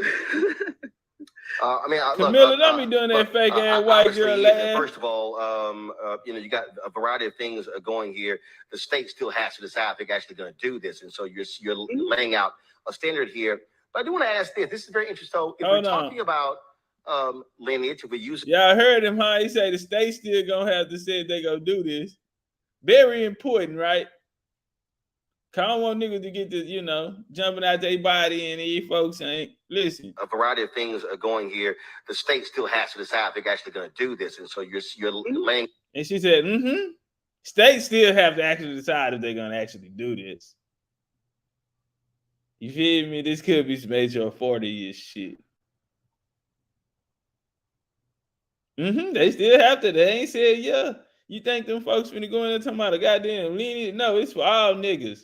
Y'all finna get y'all shit and get up out of America. Since all the red lining and all that, how about we go take you niggas to Wakanda? Don't you want to go home, nigga? Be in Africa swinging from trees and shit? Out a standard here. But I do want to ask this. This is very interesting. So if we're talking about lineage, if we're using slavery, California didn't become a state until 1850. California wasn't a state for very long before slavery ended. And so you realistically could have more Black people who suffered under Jim Crow in California for longer than the number of Black people who were actually in California before 1900. Right, but another thing, and this will come out during our process, we've hired some communication firms to create a public education campaign, because there's a lot of misunderstandings, and I wouldn't say misinformation, but just misunderstandings about the role of California and their complicity in slavery. Yes, they were admitted into the Union in 1850, but they did allow slavery in the state of California. There's people like Robert Perkins, who was brought by his white slave owner to California during the gold rush as a slave. And there's many other people who were in that particular situation. But then also, 2 years after the state of California was admitted to the Union, they enacted a Fugitive Slave Act. So in the event that, free Black people escaped to California expecting freedom, when that statute was enacted, that, was one of the many ways that California was complicit in maintaining slavery, because if you were caught after that statute was enacted, you would be deported back to the southern states to be a slave. Greg Carr, you spoke before the committee. Share with people what was your perspective on this, and where did you side on the 5-4? Were you with the 5 or with the 4? I had to agree with Dean Chemerinsky, who testified last month. And thank you for joining us, Sister Moore, Chair Moore. You have an impossible task, of course. And I said as much, and I think that I echo everything Dean Chemerinsky said. If it's between race and lineage, of course you have to pick lineage as a matter of law. We know that. Even though we know the legal challenge is going to say that. Hold on, nigga. Don't get to talking too fast. Now, I don't know if y'all familiar with this guy, remember him. But these guys are in Pan-Africanism. These guys are missionaries. They understand their position on the board. Dr. Carr was, he's one of the advocates for Pan-African studies being taken out of the colleges, or not holding them much weight. They're not paying for it anymore, right? Because what we showed through the BCU is the HBCUs were used to train missionary workers to kill the Indian and keep the man trained. This is where you go to get your colonization. You go there, goddamn, get your indoctrination. African studies, the money has left out of the program. What did they say? Not Dr. Carr, but the guy that was talking to Dr. Carr. He said, let's be clear, Howard was a missionary school. It was a missionary school that trained Negroes. So they can go out and be the missionaries to the world. But what he say, that job is done now. And so African studies is following. Well, this is Dr. Carr sitting in these conversations. This is him, big Pan-African advocate. Now, what did he say, though? He said, if we're going to go by, if it's a matter of law, we have to go by lineage. We have to go by lineage in a case of law, because you have to prove it. So, again, this is what we've been saying the whole time. Now, watch the twist. Lineage is a proxy for race, and they're going to be right back where we started from. Hold on, listen to him. Proxy for race, and they're going to be right. And Chemerinsky said, if it's between race and lineage, of course you have to pick lineage as a matter of law. We know that. Even though we know the legal challenge is going to say that lineage is a proxy for race, and they're going to. He said lineage is going to be a proxy for race, and we're going to be back where we started at. And what did we start at? Everybody Black from Africa, nigga. Be right back where we started from. Chemerinsky said that too. I mean, Camilla, what the hell you laughing for? That shit ain't funny, see? God damn it, when I want you to be a soldier, god damn it, you get to doing this Pan-African shit again. You get real friendly with the Africans. He said it's under-inclusive from jump. We're not going to be able to document everybody, even with all the resources. He said that he believes that everybody should benefit, but he's thinking about what will be ultimately upheld by the courts. And we know. He said he feel like, see these niggas talking about, they feel like everybody should benefit. Give a fuck, nigga, if you just got here yesterday. If you Black, nigga, you get a check. What's up, Texas Forever? If you Black, you get a check, they say. What's up, Michelle Lee? Listen to it. They don't want to go there, but if we got to play like this in real case, we got to go by lineage. But we don't want to go by lineage. Why? Because it opens up the books and people have to start looking into their family history. And what are they not going to find? Africans. Looking into your lineage kills the Pan-African story. They trying to hurry up and get it up out of there. This race theory, sticking into the race, That's what the Pan-Africans want you. Why? Because you're not dealing with who you are. You're dealing with who I told you are. It's going to be strict scrutiny and narrow tailored. So I guess my question, and by the way, Roland, just to answer your question, and in that short period of time, and I agree, I was horribly miscast. I would have much rather been on the legal side trying to work through that rather than get to the point where it's an impossible choice between race and lineage, which we know legally is probably going to be about the same thing. That's what the Native Americans they found out. And plus, none of it allows us to remedy past discrimination as he walked through with Croson and so forth and their affirmative action cases.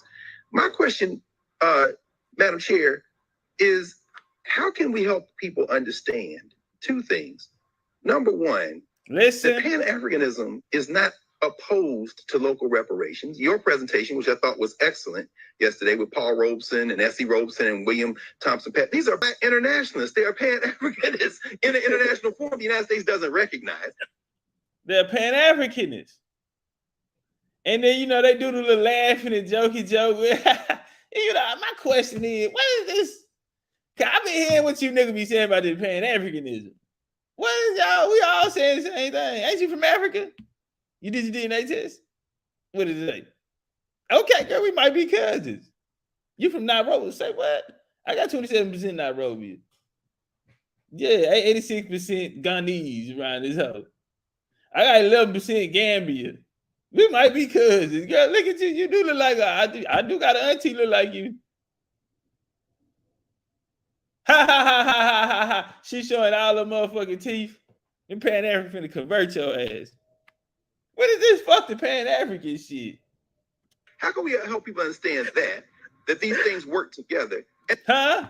How do we get them to understand that this is Pan-Africanism?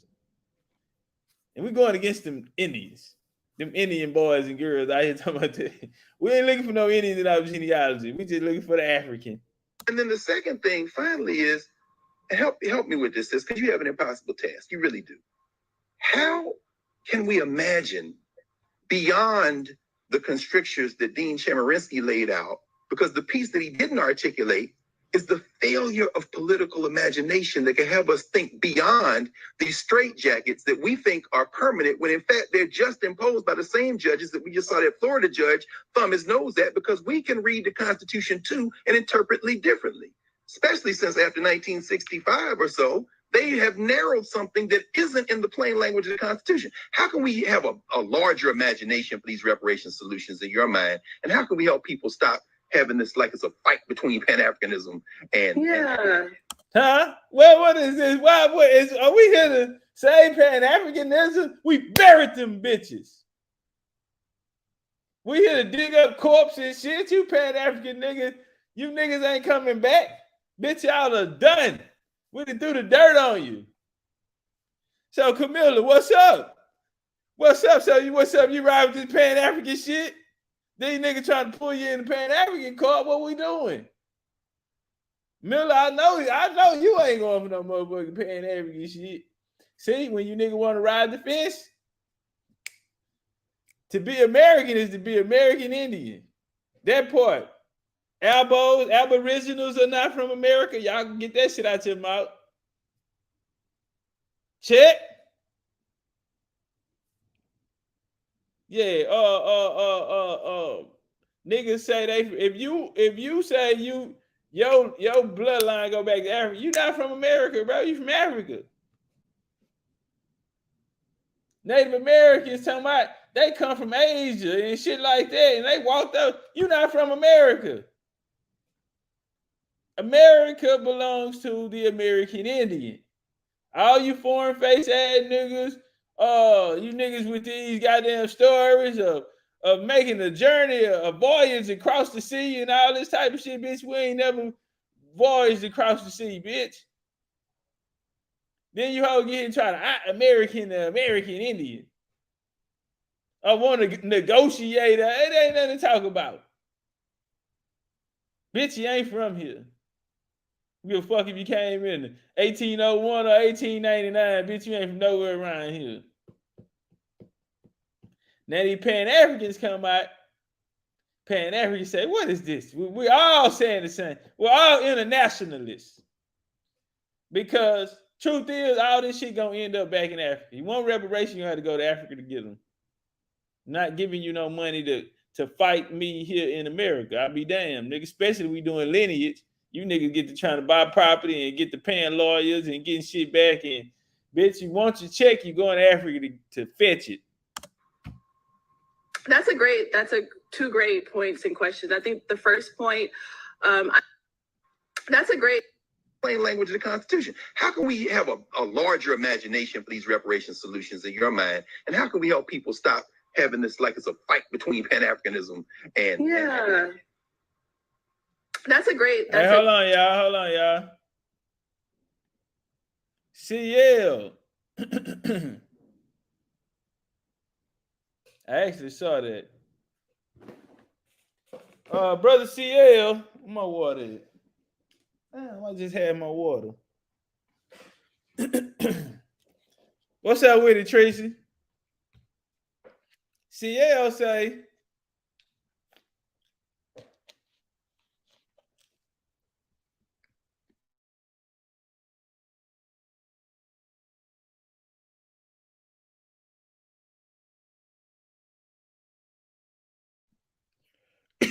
my bad, man. I didn't looking for the water. Shit went down the wrong way. Don't you hate when? No, man, I ain't even gonna go there.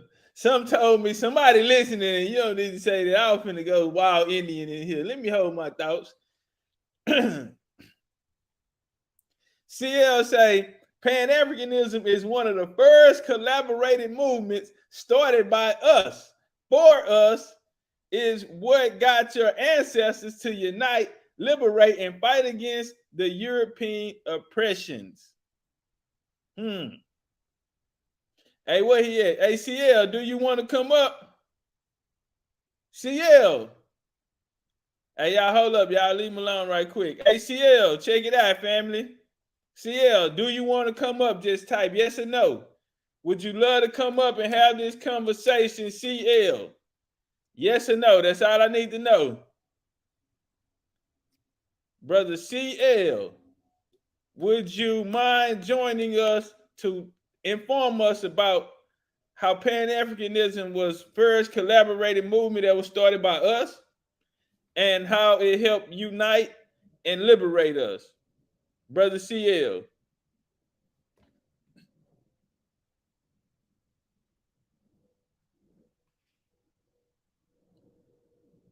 Well, yeah, you gone? Jet Cadet, what up, though? What happened to him? I don't see him no more. Oh, okay, brother said he has time. Hold up, y'all. This is just for CL. Because I do want to finish my little bill.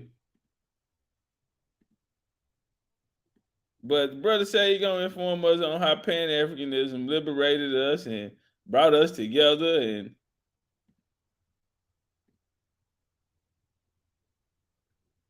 all right, the link is in the chat, brother CL. The link is definitely in the chat, brother. Yeah, see, the Pan-Africanisms. Look at Trees talking about Tyrone. Don't hop on stage. Nah, the link is just for CL though. I do want to finish my bill. I ain't got long. I'm going to the barbershop today. CL, the link in the chat, famo. Copper Elk, what up though? He said, stop calling them Indians. Stop calling them Native Americans. Prove to them that we are indigenous and that we were here first. Brother CL, the doors of the church, they are open. Hey, y'all, can I tell y'all something? I think Shan was kind of fucked up about that. The little pastor dude. Look at this nigga Tyrone. Tyrone, bro, just told you. I was just doing the CL today, bro. And then I got to go to the barbershop, bro. What is it?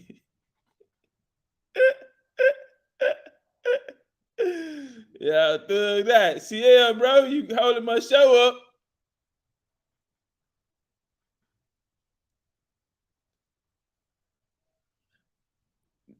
Where that nigga at? He said, Sierra, not my brother. What? Hey, are you CL family? The brother that just in the back too. Tyrone, bro.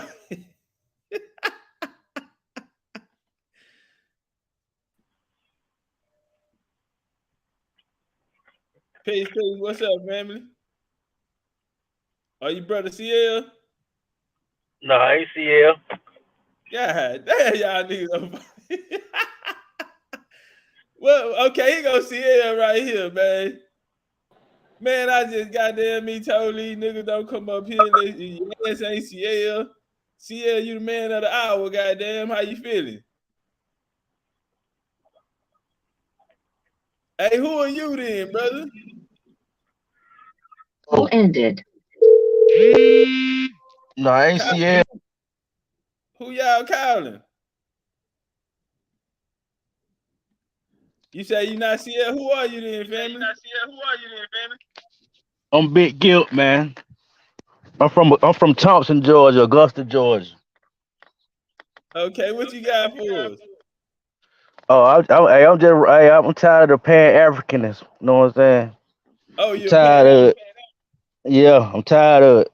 Oh, you tired of it? Okay. Yeah, everything I read, everything I listen to, they try to tie in the African descent in.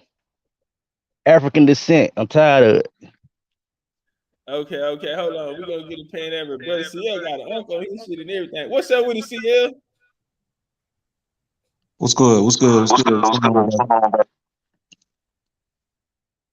Oh man, slow motion. Where you calling from? I'm calling from the Silk, man, from Mississippi. Oh, okay. Indian territory. All right, no problem. How long you been a Pan African? I don't really consider myself a Pan Africanist. What's you a Kemetic priest? No, not Kemetic. Just a brother that just kind of have a decent understanding of what it is. Okay, no what problem. Pan African. That's all. No problem. Help us out with the comments you left down there. Help us out with it. Yeah, I just just looking at it from a historical context, from as far as Pan Africanism, I say it is one of the first collaborative movements by so-called Black folks that was started by us for us in regards to basically coming together, uniting and liberating together to fight against this European suppression and oppressions. I say it is one of the first movements. Okay, what year was Pan Africanism started? What year? I don't think it's. I would say probably some of the first. I guess you would say Pan African movements probably would have in the 1700s, due to the first collaborated efforts of getting Black folks to go back to Africa via petitions. Right, and those people that were trying to get them to go back, were they African? Those people that was writing those first petitions, yes, they sir. considered themselves African descent. Yes, sir. Do we have a name? You said name? Yes, sir. Off top. Paul, I hear you at. Paul. Paul Cuff. Yeah, Paul Cuff can be considered as a Pan Africanist. Was he an African though? He was mixed. Mixed with what? He was mixed. Yeah, from my understanding, he was mixed. His father was African and his mother was an indigenous. Yeah. So, but based on his efforts and his actions and what we have on historical context, he pushed for Pan African. Okay, so let's deal with it. So Paul Cuffey was born on Cuddy Hunt. He come from the Slocum family. The The Slocum family is a European family. All right, they come from Europe. The problem is they were black. All right. So Paul Cuffey, which they say his daddy comes from his daddy was an African. When we find out, when we look into the information, we see that his daddy was actually a European.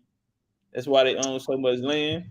That's why they Based were on what documentation? Where you get that from? based on the family documentation, brother. All right. So when we dealing with What tribe? What tribe was that? what tribe was what? You said his dad was a European. Yes, sir. I didn't know Europeans had tribes. My point exactly. That's So who I said? heard. I read he was from an African tribe. Yeah, I know what you read, but can we prove it? So I want to show you Well, something. what documentation can you prove? Hold Can you on, prove hold that on. he was a European? Damn, I'm on the wrong computer, bro. Hold on. See, we do this information over here. All right, hold on. Let me pull it up on my other computer, man.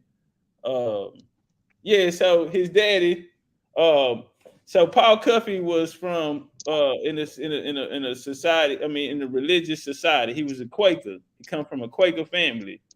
When he went over to Sierra Leone, he ended up building this same Quaker organization, the Friends Society, over in Sierra Leone. He didn't build nothing African. He built something European for Christians. So why did he start the African institution? What was that? What was that institution? African institution. What was the name of it? That's what it was called, the African institution. When Paul Cuffey started the African institution? Yes, sir. You sure? Yes, I sir. didn't hear about that. Yeah, can you source that? Let me see. I think that was in 18. Man, I should have got on my computer. Institution. Yeah, the African institution.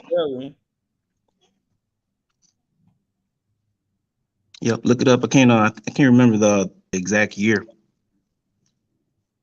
Paul Cuffey, African institution.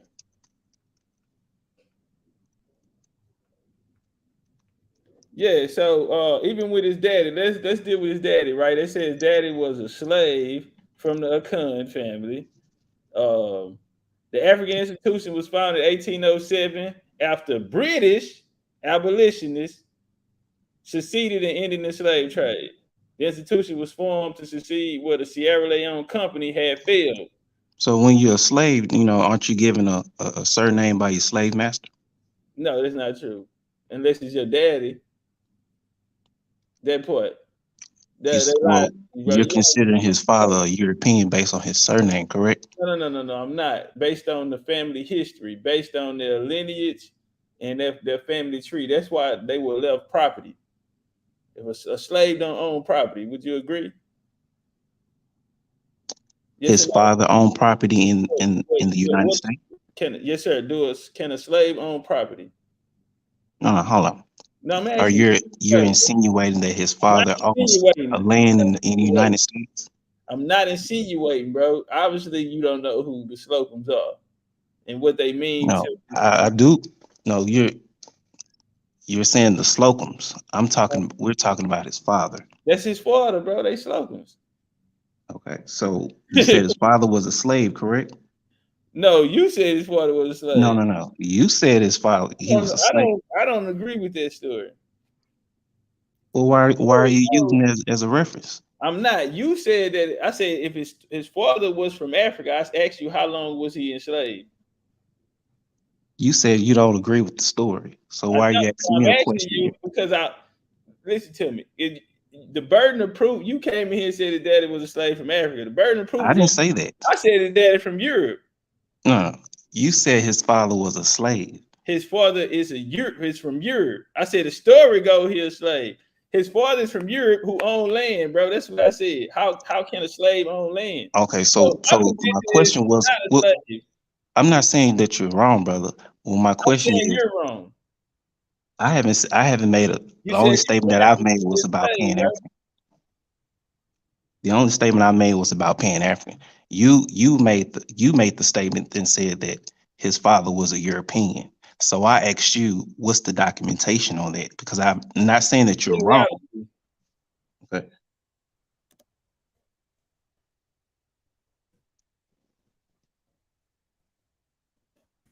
Genealogy is my source. I'm sorry, bro. It was kind of breaking up. I didn't hear you. Now I was saying genealogy and family history. Yeah, the history of his family would be my source. The history of the Slocums? Yes, sir. The family that he come from, he grew up with, and he inherited their land. Yeah, he would. That's my source. Slave don't own land, bro. Slave is not in secret societies. Paul Cuffey was one of the richest men of his day. Slaves are not richer than slave masters, bro. How did that happen? Do you know? Okay, slaves didn't. Of course, slaves didn't own land, but once they were free, they was able to acquire land. How? By working. So how long did he have to work to be richer than everybody? Because he was the richest man of his day. Paul Cuffey was correct. We're talking about his father, right? So, goddamn, how far is the age gap between him and his father? How long would it take? So did he make his own riches or did he inherit it? What I'm telling you is he inherited his riches.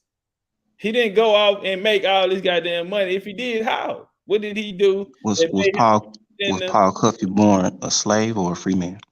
Paul Cuffey was free, bro. He was the richest nigga So in his day. my point exactly. So if he was a free man, a free black man, he was able to work. Daddy a slave. Right. His mama a slave too. His mama an Indian indentured servant. So where is he getting all this wealth from? That's a real question. Where do a person who mama and daddy is supposedly a slave, how do they become richer than the slave masters? They worked. He became a free. I don't understand what's so hard in understanding that a slave there were slaves that became free and they worked. No problem. Let me help you out. Do you know the story of how Paul Cuffey even acquired the skill to go out and earn his resources? He listen. How do he, if somebody taught him, how do he get richer than them? If they're putting him in the position, Paul Cuffey inherited his riches, bro.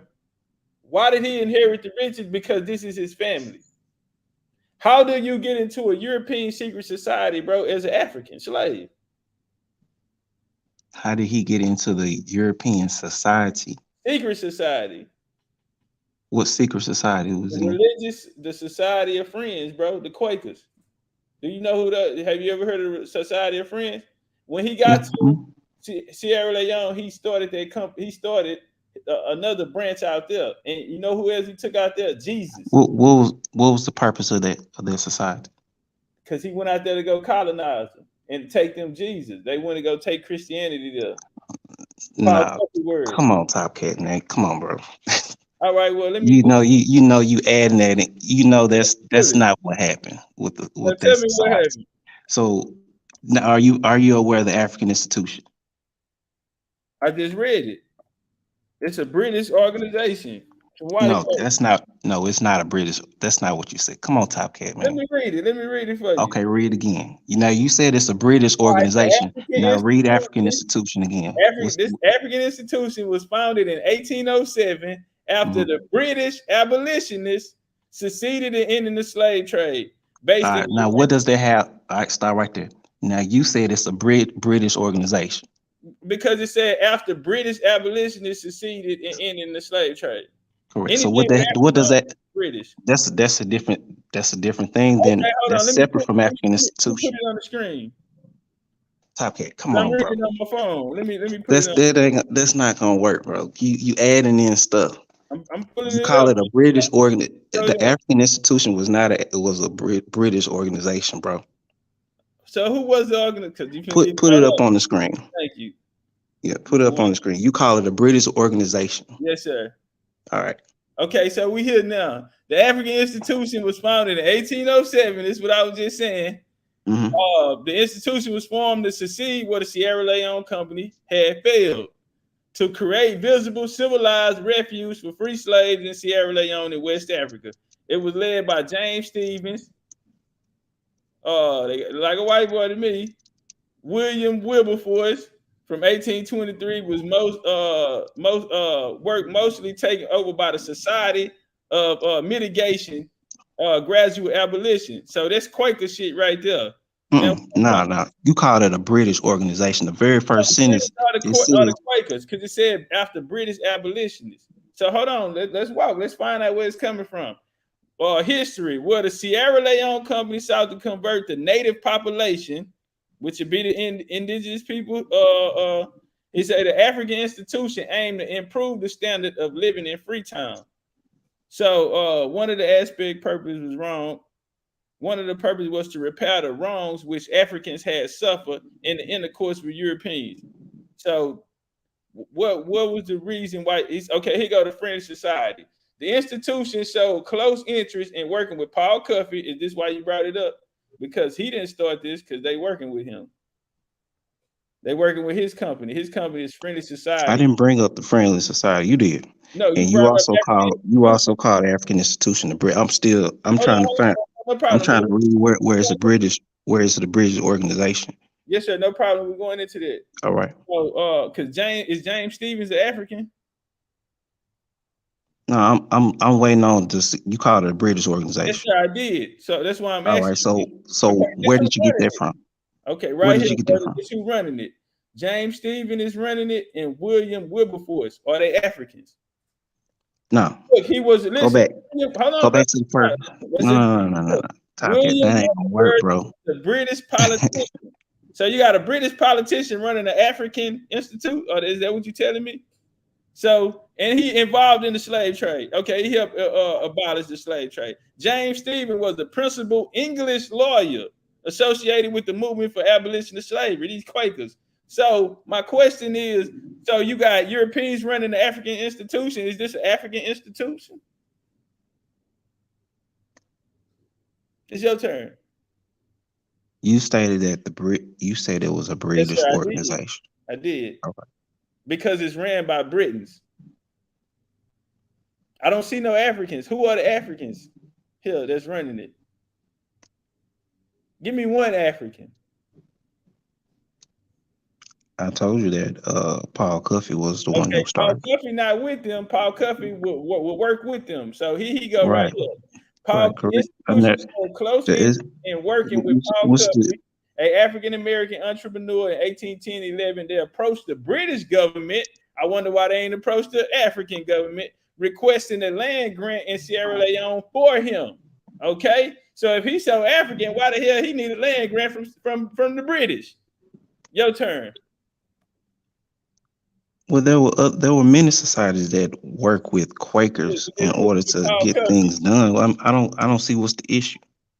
Why do an African named Paul Cuffey? Why do he need a land grant from the British to go settle in Africa? Why he ain't get it from his daddy through his daddy and them people? Ain't his grandma and auntie and cousins them over there?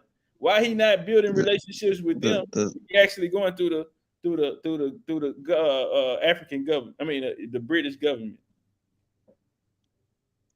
You're saying why he went through the British government? Yes, sir, to get a land grant in Africa and not go through his African family if he's from Africa. And if this is not a British movement. You're asking why he didn't get a land grant from the British government in Africa. No, why he didn't get his land grant from Africans if the African institution was African. He's going through the British to get a land grant there. But he African. The purpose of the African institution was just to improve the living in Freetown. That was the main purpose of the African institution. Because it was colonized. So let's walk through this here. It say the African merchants of Freetown, Sierra Leone, were, however, prevented from getting ahead by the tight monopoly which the British merchant company, Macaulay and Babington, had led over Sierra Leone. Do you know who Macaulay and Babington are? Are you familiar with those two gentlemen? No, I'm not. Okay, Macaulay was the governor of Sierra Leone colony. All right, you know where he's from? He's from Scotland.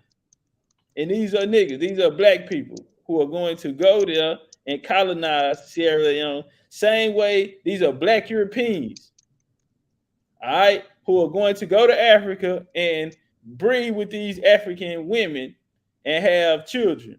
So, and through that bloodline is what they're going to use to rule over these people. This Macaulay family will go into Nigeria and become the father of Nigeria. So this would be Thomas Macaulay. They're gonna have babies. They're gonna run the school in Sierra Leone and everything. We got a lecture here called Black European Royal Bloodlines of West Africa, which will give you all the information that you need on that. No different than Paul Cuffey's situation. His Black European family bred in with Indians, and that's how his mama Indian. These people who they had in servitude, we had the records on where they were people was Indians was running away because of the servitude that the Slocum family, that Paul Cuffey and them family had them in. It's court cases on this shit and everything. Yeah, these are Black Europeans marrying in with indigenous populations, and this is where your ties, this is where Pan-Africanism come from. So that's why it's in the island in British colonies, because it is a British movement ran by Black Europeans. That part.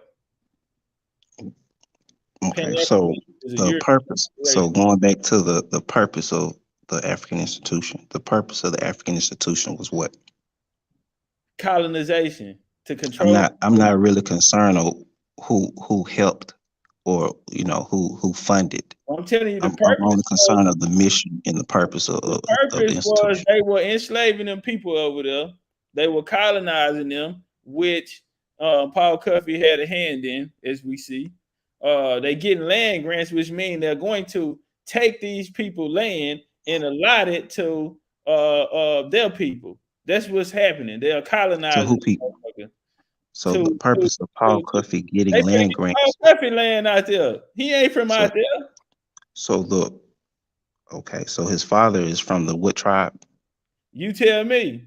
The Khan tribe. So Paul Cuffey, the purpose of the institution was to help fund and get land grants in Sierra Leone, and to help with living and help with living standards in that particular area. That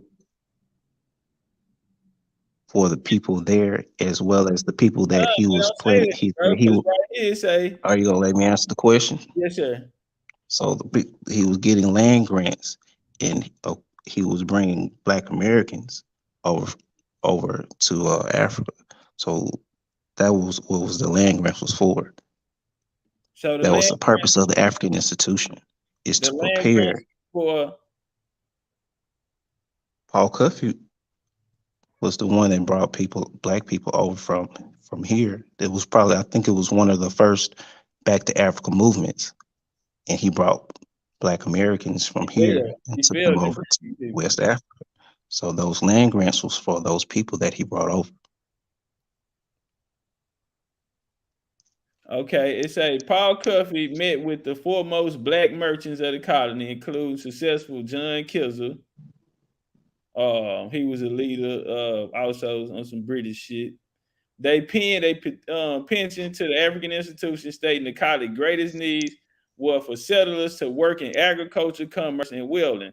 And they popped Paul Cuffey for out there taking them people over, having them work there in bad conditions and everything. So yeah, they got cases on Paul Cuffey for that shit too. Nigga was a slave trader. And these three areas will facilitate growth for the colonies. Colonies best upon receiving this pension, the members of the institution agreed with their findings. Cuffey and these merchants together founded the Friendly Society of Sierra Leone. Do you know this saying? This is a British. This is in London, and it's also in Philadelphia, bro. Boston, Philadelphia. Right. And then so your initial question, you asked about Pan-Africanism. Yeah, how do Africans? So you asked me, and you also asked me. Well, you said Paul Cuffey, and you asked about Paul Cuffey. So I brought up the African institution, and you can pull up the British. You can say all that who we work with, but the mission and the purpose of the African institution was to establish a land for people that he was bringing over from America to West Africa. That was the main mission and purpose of the African institution. If he was anything other than an African, why would he name it anything other than African institution? Okay, no problem. That's a great question. Are you familiar with the Royal African Company? Your the title of this panel, right? You asked about Pan Africanism, right? Pan Africanism. That was the reason why you asked me to come up. Correct. Correct. All right. So my statement was Pan Africanism was one of the first movements that was started by us for us, in a collaborated movement to unite and liberate. Right. I mean, that was a statement that I made, and you asked me to come up. Yeah, I wanted you to show us where that Pan Africanism united us and liberated us. Well, okay. So when I started off saying, I brought up the petitions that, some of the first petition that was written by Black folks, for us, by us, to help get Black folks out of slavery. Some of the first petition was written by us, for us, and collaborative in helping Black folks out of slavery. And one of the first petitions that I can remember was the Boston Plan. Was written by an African descent man. You sure it went a Quaker? Are you sure? Are you asking me, or are you telling me? Name. Let's find out. Boston Plan. Hey, if you're looking on the screen, we're gonna get to the Boston Plan, but this is the Royal African Company. It was an English mercantile company set up in 1660 by the Royal Stewart family in the Royal city. African Company was not started by an African. So no, but you said, why would Paul Cuffey put African in the company if they not African? Well, why the would Royal African Company was not started by an African top cat? It was started by the British, English. Correct. So that wouldn't be even that wouldn't even be considered a Pan African. Why would they feel comfortable using African? Is that what Africans get that shit from? Pan African get it from? No. What was the purpose of bringing up the Royal African Company if it's not part of a Pan Africanist movement? It is part of the Pan Africanism movement. No, it can't be part of a Pan African movement, because the purpose of the Pan African movement is to collaborate and unite Black folks to work in the effort under the common idea of being African descent for the betterment of those people. And the Royal African Company is totally opposite of it. So I don't even know why you brought that up, brother. I brought it up because you asked, why would Paul Cuffey put African in the name if he wasn't African? If it wasn't African. So I asked, why would the Royal African Company put African in the name? Well, Paul Cuffey don't have anything to do with the Royal African Company. Paul Cuffey's actions has everything to do with Black folks that was here that considered themselves as African descent. And he helped those people come over and took those people over to West Africa. They did that on their own free will. People who identified themselves as African descent. So that's an example. I'm glad you brought up Paul. That's a great example of a Pan-African movement. Okay. Do you have any others? Because right now it's looking like Paul Cuffey is a Black European. Well, I mean, you proved my point. You brought up Paul, and he's clearly he's also one of the first ones to start the Back to Africa movement.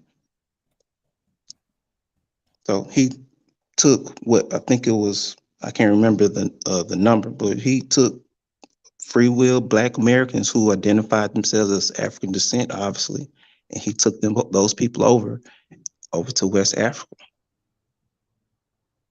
That's an example of Pan-Africanism. Okay. Is it not? So colonizing is a part of Pan-Africanism, what you're saying? Because even for the African institution, what they're saying is that these people are being colonized. Their land to be taken. They're running a monopoly on the trade. the British are, and now they need land grants. You say to bring land in, to bring other people to come there to basically form a colony. We already see the governor them maculating them. We know they came out of Jamaica and ended up over there. We know the story on them, how they went in and colonized and brought the schools and shit. It failed. They came back in 1841. Cool. We get it. But all we see is the story of colonization and the British presence. Who are the Africans there that they're working with? Where are the Africans in the picture? Because all right now we see is Europeans. And Paul Cuffey is not working with the Africans. We see him working with the Europeans. So help us understand. Well, I mean, I don't see the problem at that particular time. You have to go where the money is. So I don't see a problem with. I don't see a problem. Not to say that black people didn't have money, but it's countless times throughout our history that black people work with white folks in order to get something accomplished for the betterment of overall people. I mean, I don't see what's the problem with it. Yourself right now, I mean, what's the problem with it? What's the problem with Paul Cuffey? So just like now, we gotta go. If we gotta get documents, was bad, brother. Do you think the transatlantic slave trade was bad? Do you think white folks was wrong with it? Yes or no?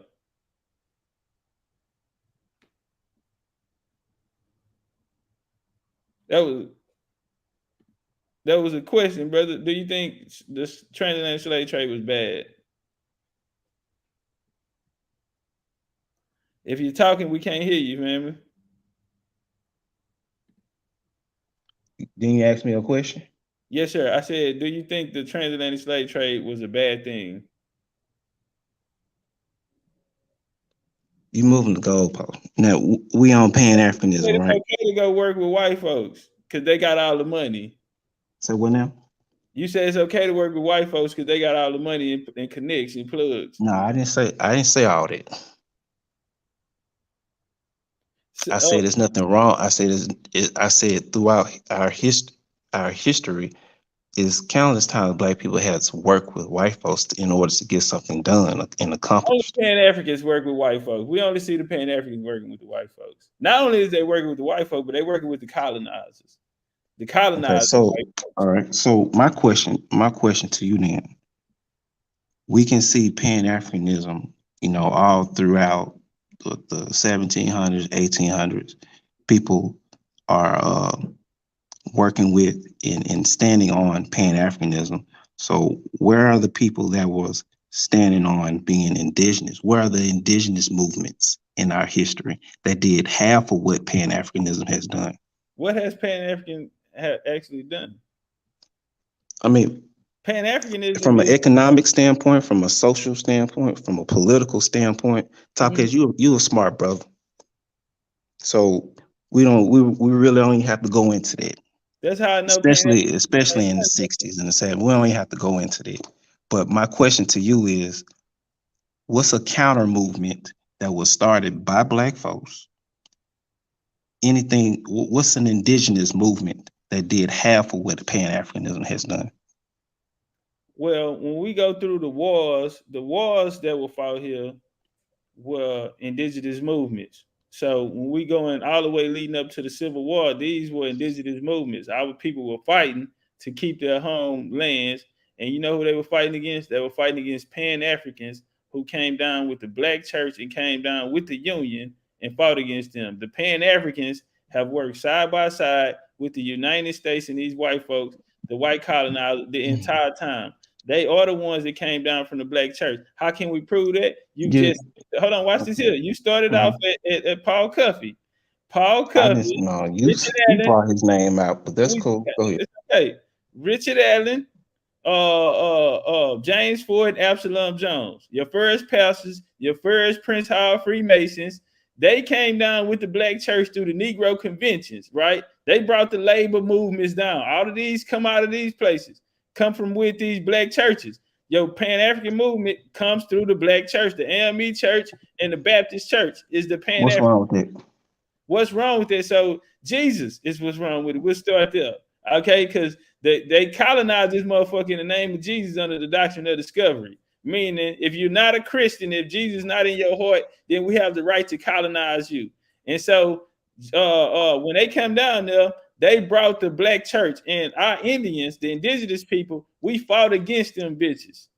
That part, we fought against them motherfuckers all the way up through the Civil War. We even won the Civil War. So those are the indigenous movements, man. When we had to fight against Pan-Africans who are black. So okay, okay. That's the indigenous. Hold on. What war are you referring to that indigenous people, our colored people? You're saying you're calling us indigenous. What war was that they fought against Pan-Africanism? 1715 Yamasee War. Also, if you want to get Richard Allen and Paul Cuffey them in, then we'll go with you said hold on. You said the Yamasee War. So yes, you're saying indigenous people fought against Africans? No, Pan-Africans. Pan-Africans are Europeans, bro. They're not from Africa. You can't name one Pan-African. Okay, you confuse me now. Hold on, bro. So you're calling Pan-Africans Europeans. Yes, so sir. Paul Cuffey European? Paul Cuffey was a European. He comes from the Slocum family. That's why he ran a European operation. That's why he's doing business in the name of Europe. Yes, sir. He was You're calling him European, but that's not what Paul Cuffey identified as. Paul Cuffey ain't told y'all nothing. You can call him a Chinese if you want to, listen, but that's not what he identified as. So show me what he identified as African. You can look at his actions. Look at what he established. He's colonizing people in Africa, bro. He's not. But okay, how can you say he's colonizing when he's getting funding? How did he help them? How is he colonizing people in Africa? He help them?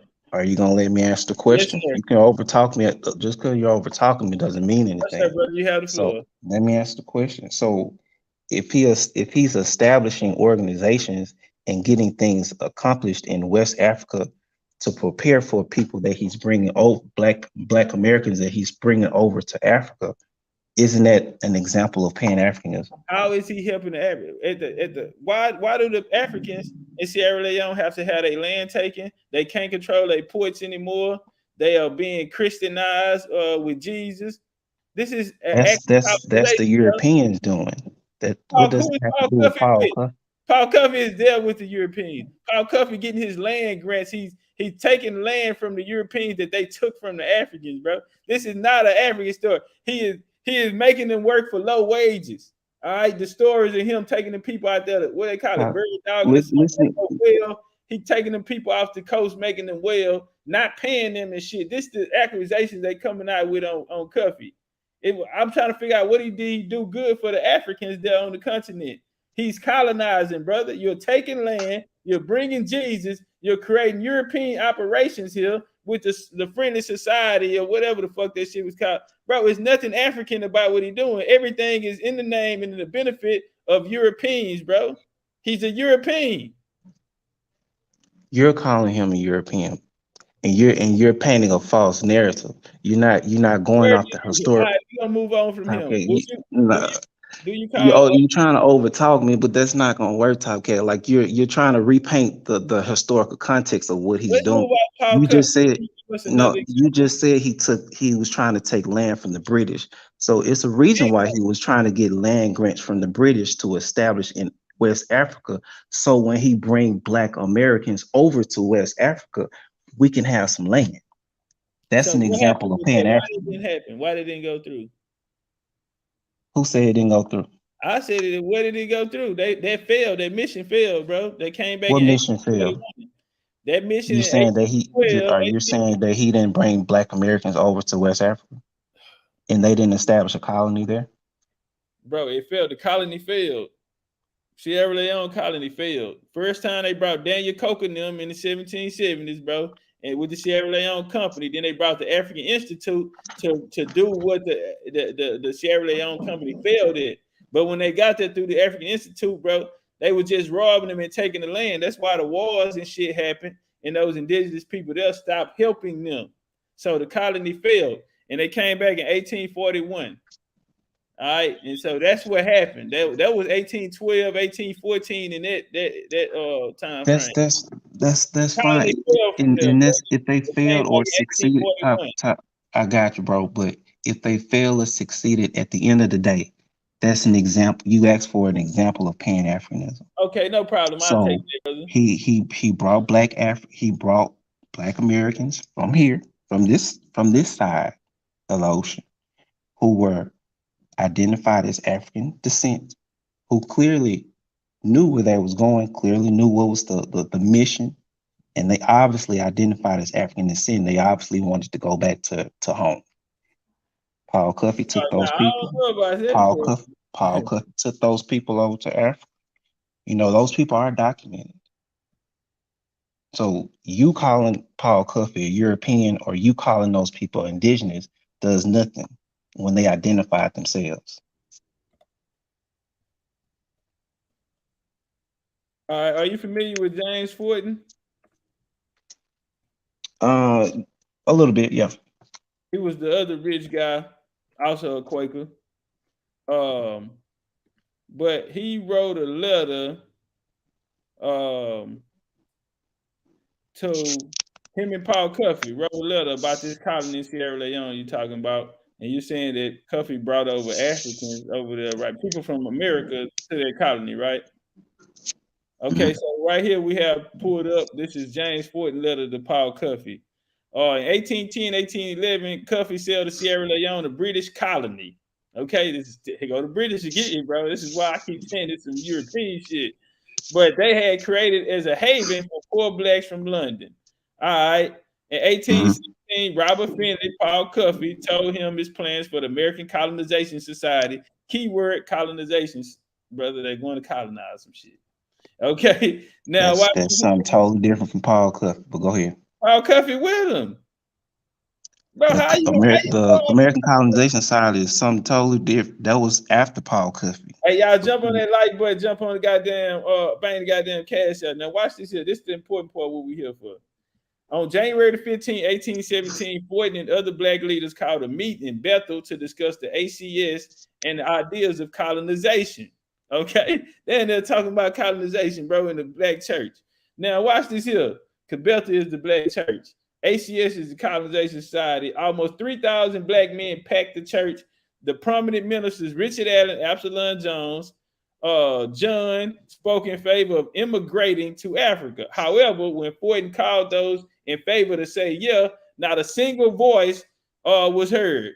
When he called the opposed one tremendous no rang out that seemed as if it would bring down the walls in the building. As Fortin wrote Paul Cuffey on January 25th, there was not one soul that was in favor of going to Africa. So you're telling us that this colony worked and our people would listen. When they came and told niggas in America go to Africa, they said, nigga, I don't know nobody in Africa. And so our people never was down for that packing up, leaving shit. They couldn't get a lot of our people. This is a European story. So again, who was he getting that land for over there? Because the niggas here didn't want to go. Why didn't he give it to the Africans when niggas over here told him no? Why didn't he say, hey, Africans, I love y'all. I'm a Pan-African. The land is for y'all now. You know who kept it? Britain.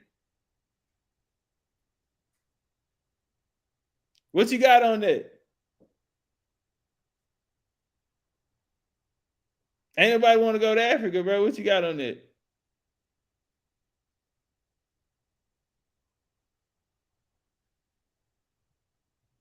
CL, you still there? Hey, CL, you know Jabari? Do you know Jabari?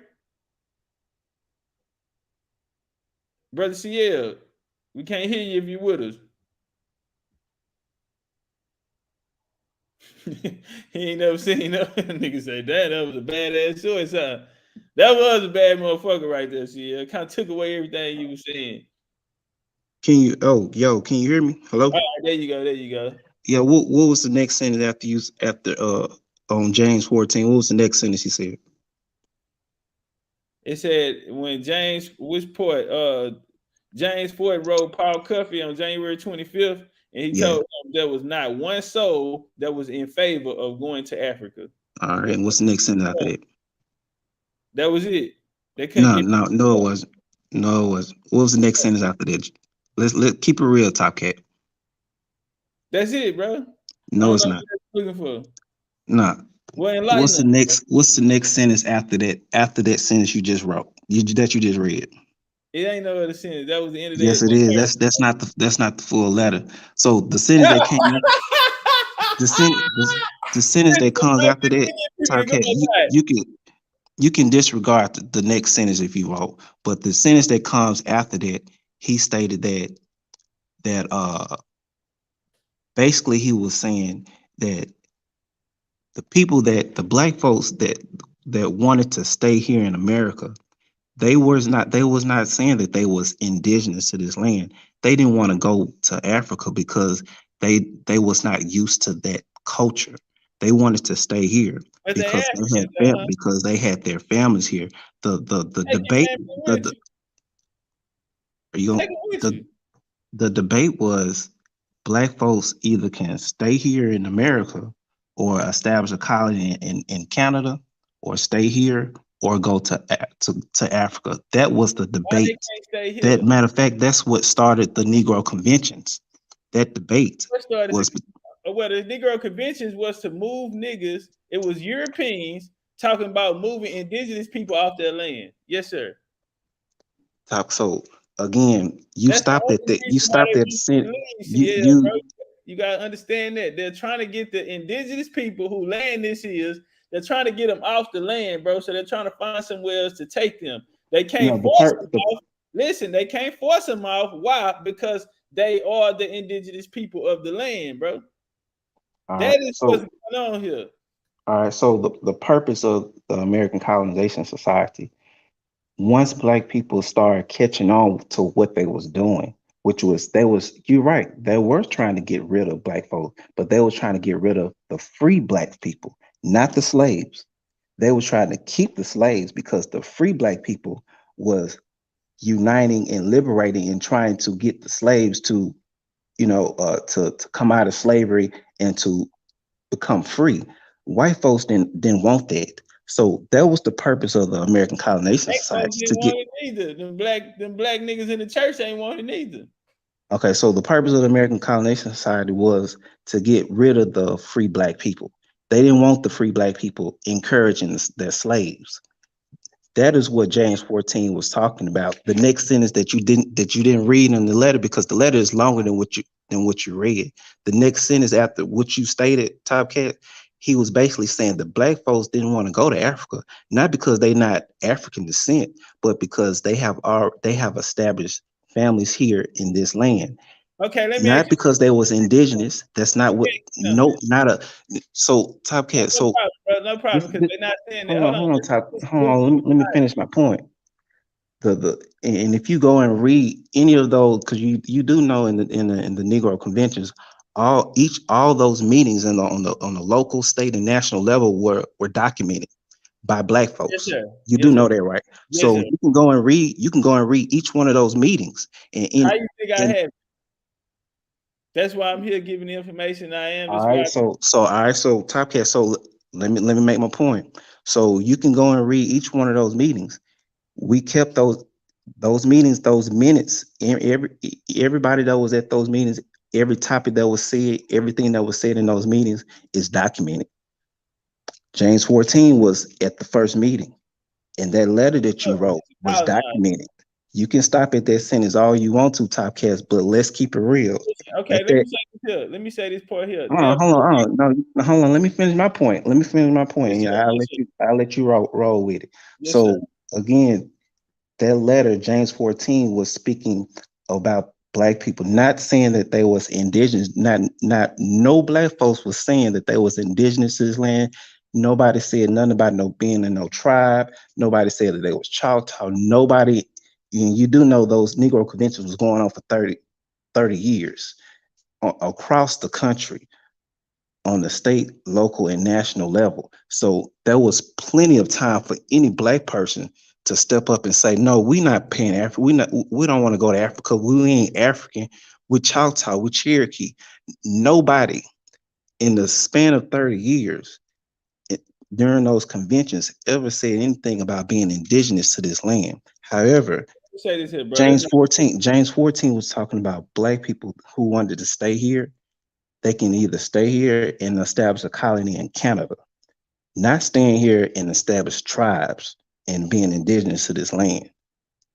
Okay, so what we have to do is have a historical you can pull that up. You can pull the Negro conventions up and you can read that. Matter of fact, you can read the first meeting. We well familiar with the Negro conventions over here. All right. Let me see if I got a slide for that. And that and Top Cat, that's another example of Pan-African movement there for you there right there. That's a great example there too. Black people collaborating, uniting, and liberating together for the betterment of our people, and all of them were identifying as African descent people. That's another great example. So my next question, what's a movement? When is there a time in history Black people got together that did half of what the Negro conventions did, that they stood on being indigenous to this land? I'll wait on it. I just told you through the wars, brother. So the Yamasee Wars was Indians and Africans fighting together. We don't know no name. Give me another example. Try to name the African, bro. Give me another example. That's not a good example, bro. Indian War, 1754. Then you got the Pontiac Wars after that. You got they were fighting. Who were they fighting? Wars after that. They were fighting Pan-Africans in the United States. What was this? What was this? I gave you the French and Indian War, 1750. Oh, okay. So French and Indian. So you said they were fighting against Africans. African and French Indian. Pan-African. Listen, when I say Pan-African, I don't mean African. There's nothing African about a Pan-African. Okay? Pan-Africans are Black Europeans. Okay? If you know Jabari, I beat up Jabari on the same topic. You could go watch that lecture. Watch that debate when I knocked out y'all Pan-African on the fact that Pan-Africans are Black European. All this information that I'm telling you now is in there. So in the Negro conventions, all of it, your American Colonization Society, everything we talk about right now, that the points that you're bringing, I brought all those out and I answered all those questions in that debate as well. I'm fucked up about it, man. I do not have my slides, man. I can't find my slides, man. We just went through information on that and kill the Indian, keep the man. But it's all good. We just came up with two great examples of Pan-African movement. Where you brought up Paul Cuffey, so you stabbed yourself on that. And the Negro Convention is a great example of Pan-African movement. Black people all across the nation coming together for the betterment of our people. In the name of together though, bro. You got to understand that who's coming together are these people who have European ancestry. You're calling them that, Top Cat. That's you can't speak for people. Bro? No problem. What about Richard Allen? Okay, hold on. Let me make my point. You can't speak for those people. So based on your logic, Top Cat, what you're doing right now, let's say 200 years from now, you're claiming as being American Indian or indigenous, whatever you claim.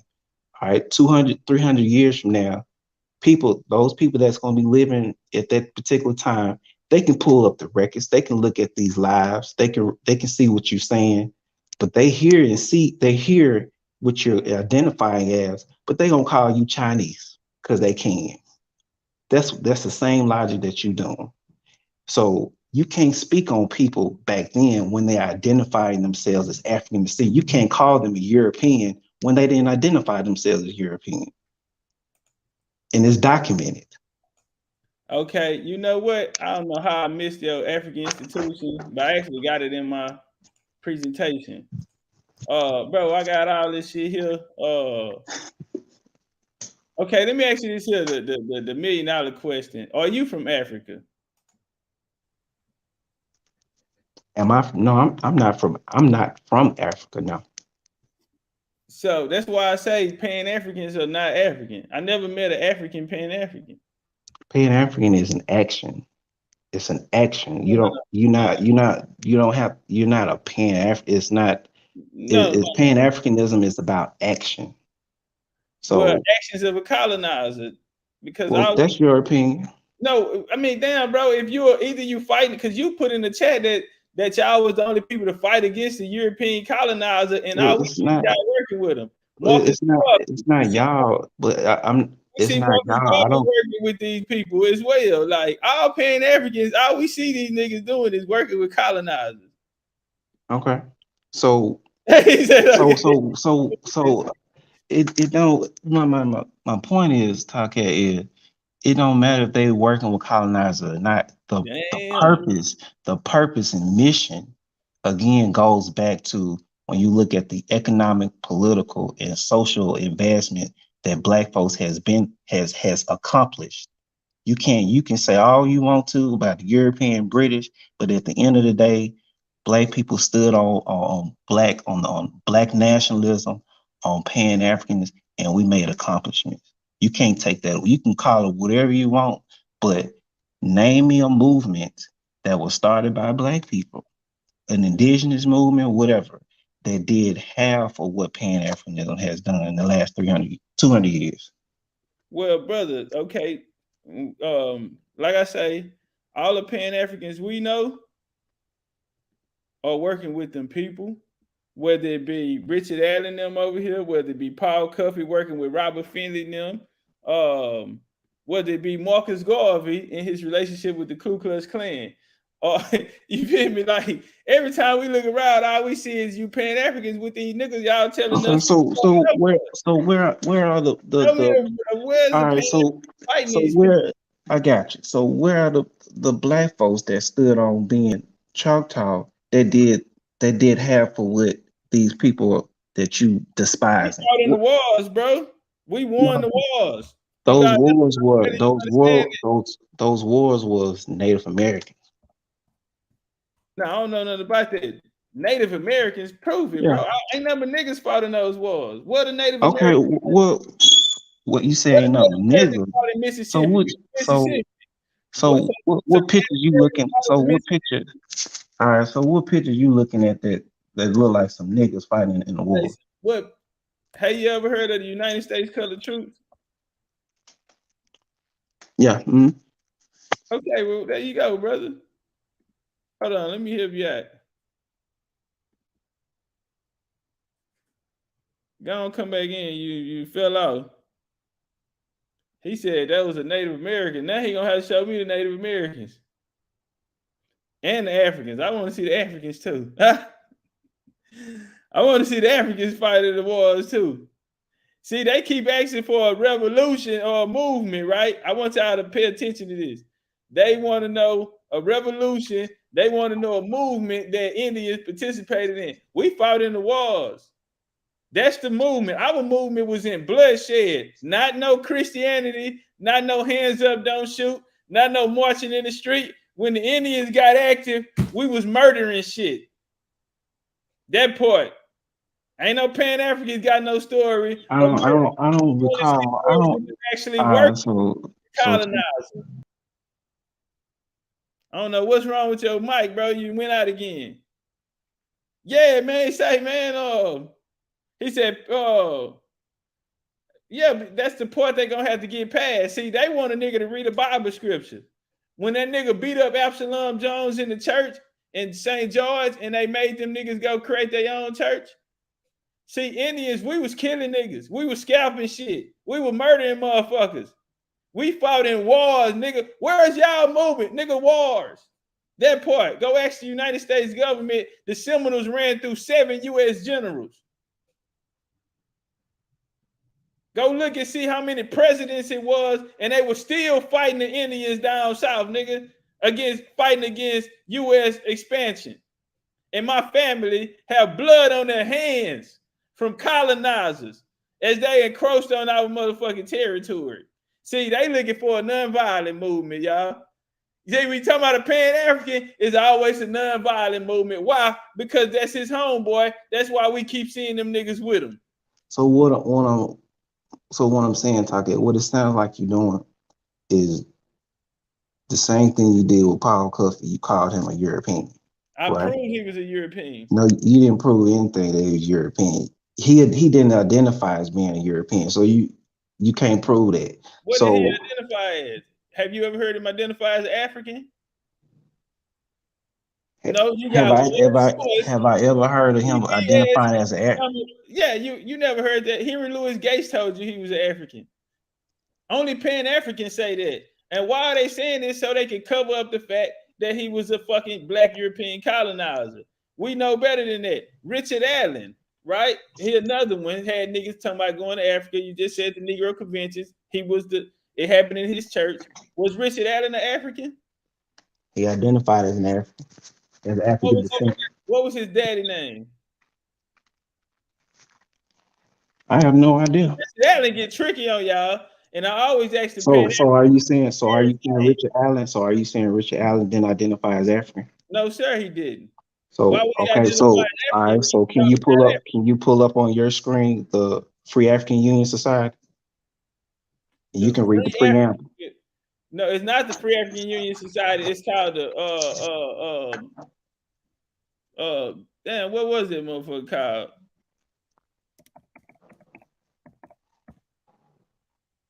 Free African Society. Okay.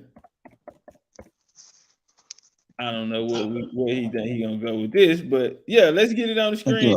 Want it. I think that was was it Free African Union Society? No, it's just the Free African Society. We good. What about it?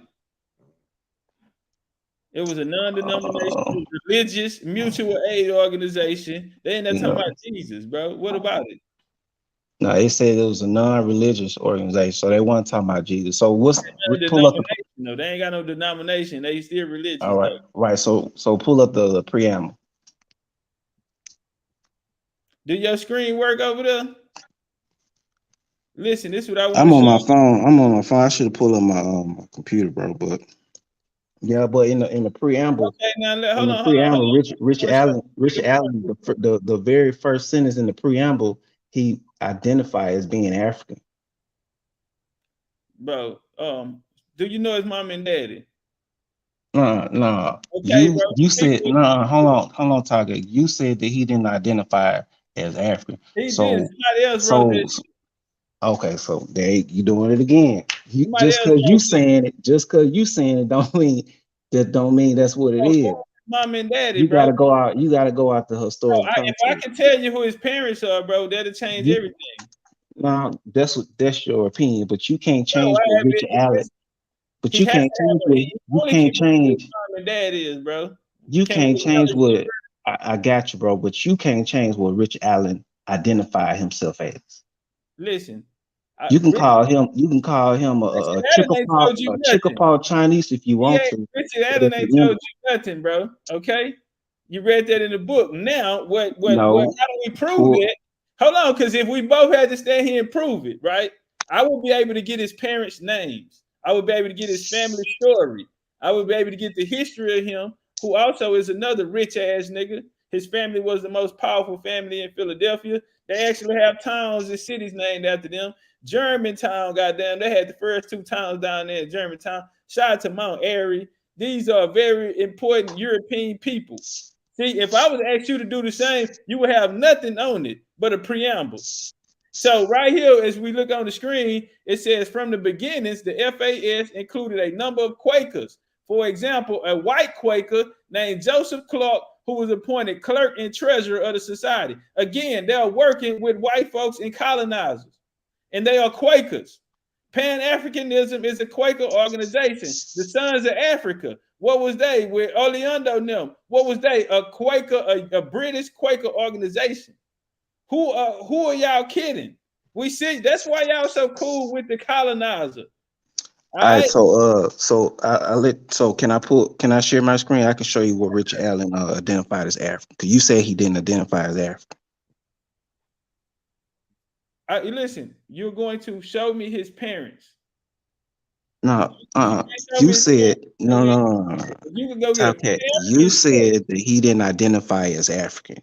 So let me see if I can share my screen. I can show you where he identified as African.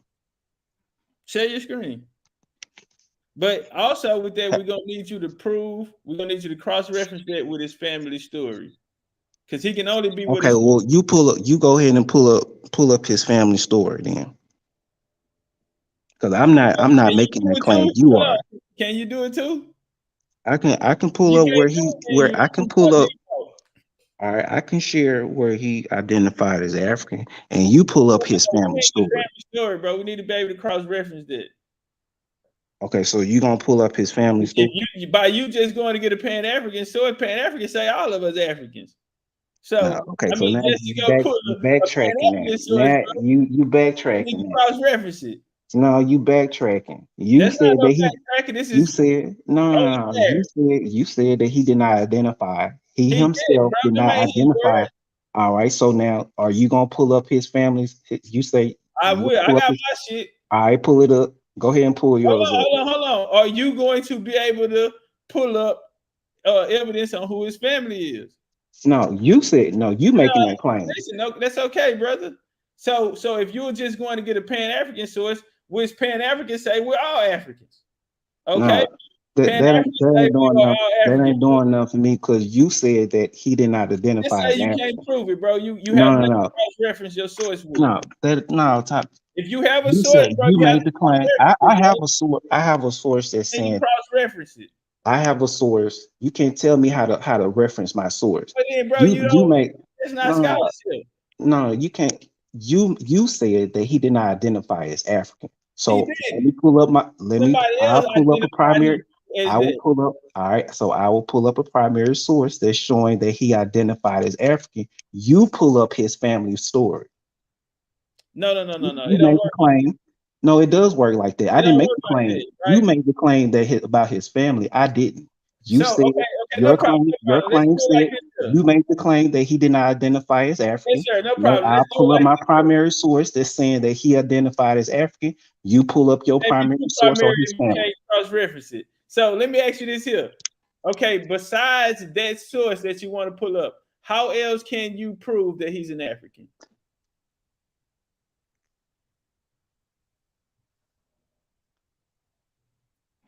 If you're talking, I'm sorry. Say it again. What's your question? If you couldn't use that source that you have, how else would you be able to prove that he's African? By his actions. What he did. Oh, what he stood on. He was a colonizer. He stood on colonizing black folks. So he stood what it sounds like, Talcott, you have an unbiased notion, because what it sounds like you're doing, any black person that stands on or identifies as African, you're going to criticize it because it disagrees with your narrative. So at the end of the day, you can't change or remix the historical context of what black people said about themselves and what they did. So you made a claim that Richard Allen did not identify as African. So if I pull up my primary source, you said something about his family, you pull up your primary source on his family. Let's do that now. All right. I get that for you. All right, go ahead. My thing is this: if it's when the Pan Africans have, you said Richard Allen's actions. Did his actions? Did anything in his actions or culture, was any of that African? Did he practice any African culture? What about any African gods or religions? What did he do African that made him African? His actions African. He identified so just like myself, I don't consider myself an African. Culturally, I'm not an African, but I identify as African descent genetically. So using that logic with Richard Allen, based on his actions, he's created, certain benevolent societies such as the Free African Union Society. If he didn't believe if he didn't stand on being African descent, he wouldn't be creating mutual aid society, benevolent societies such as the Free African Union Society. He wouldn't be doing things like that. He wouldn't be doing things with the church to advance the black community on the backs of being an African descent man. He stated that he is documented. So I'm trying to understand how are you trying to change and remix what he said and what he stood for He didn't say and that, saying bro. something else? African. That's why, you know why? That's why I asked you, can you prove it? If you couldn't use that source, what else would you use? That's why I asked you that. It's very important. Because if it is what it is, then hey. So what I want to show you right here is his family. Okay, he's from the Allen family, bro, in Philadelphia. That's why he is Richard Allen is known as a founding father in America. Did you know that? That's how important this guy is. He's important. He's more important than George Washington. They are more important than those people because what they did, the influence that they had on colonizing America Indians was far greater than what George Washington did. Now Richard Allen them was the glue that held this together. But this is family What's the right dude? here. You said a dude to do what now? They stood higher in public esteem than William Allen, and no name is more intimately connected with the old State House or Independence Hall, both its origins and its history, and with Philadelphia itself. This is this Allen family right here, bro. So I want you to go, and now the guy that succeeded him as governor was the guy who they say Richard Allen was enslaved by. Okay, this is a family friend. They went which is the European, right? Europeans, bro. That's why they hanging with them. That's why they in So you said so. All right. So societies. Yes, sir. And I he got also was the youngest Grand Master in Freemasonry. Got you. William So that Allen family introduced the likes of Benjamin Franklin into Philadelphia circle. This is how powerful and connected these people are. That's why I say they are far greater than the white founding fathers. Richard Allen being at the top of the seat for us that as colonizers here in America, which is attached to Pan-Africanism. I got you. So earlier you said that going on surnames, you said that they didn't exist. You said that surnames getting from the slave master don't exist. I ain't Isn't Richard? like Yes, you did. Yes, you did. I said that unless it's your daddy. Ain't nobody finna name you after them unless it's your daddy. You gotta understand. So Richard, hold on, toxic. Hold on, bro. Now, bro. You said earlier. You said that they don't. You said that that's not how we get surnames. They don't I exist. said That's what unless you it's said. his daddy. That Oh, part. no. That's what I All right. said. So Richard Allen, how did he get his surname? Listen, the guy that they said enslaved Richard Allen, that wasn't his last name. Wasn't Allen. Oh, what was his last name? You supposed to know that. Look, you tried to come in with that little weak ass uppercut. That shit don't No, go. it was uppercut because you said his family. So Yeah, but Richard, Richard Allen, who was Richard Allen's family? What's their surname? Allen's, bro. All right, so my point. He wasn't enslaved by the Allens, though. That's what I'm telling you. So was his parents enslaved? His parents wasn't enslaved, bro. Okay, so all right, okay. So when you he tried so my question is, so what family are you looking at in regards to Richard Allen? I'm looking at the Allen family in Philadelphia. Okay, hold on, let me go get this name for the dude who you was talking about. Benjamin Chew. There you go. Benjamin Chew.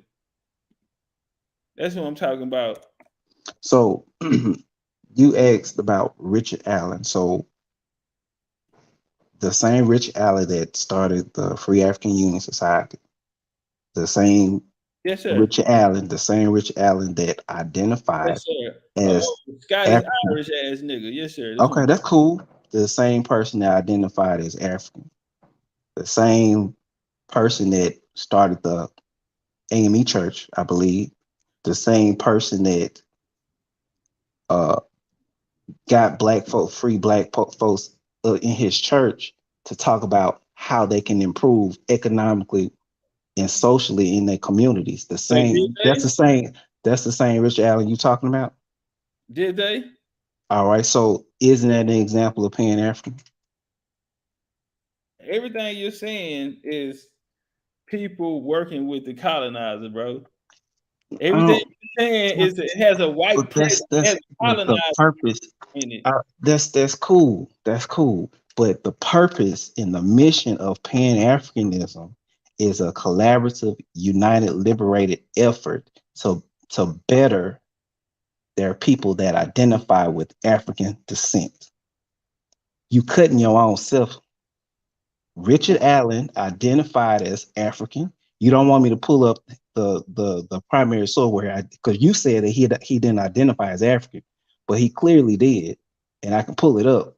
But you ask how he's African. He identified as African. He started benevolent societies with the African name. He started the church with the African name.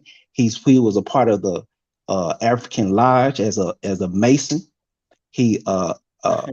I can go on and on. So that's an example of Pan-Africanism.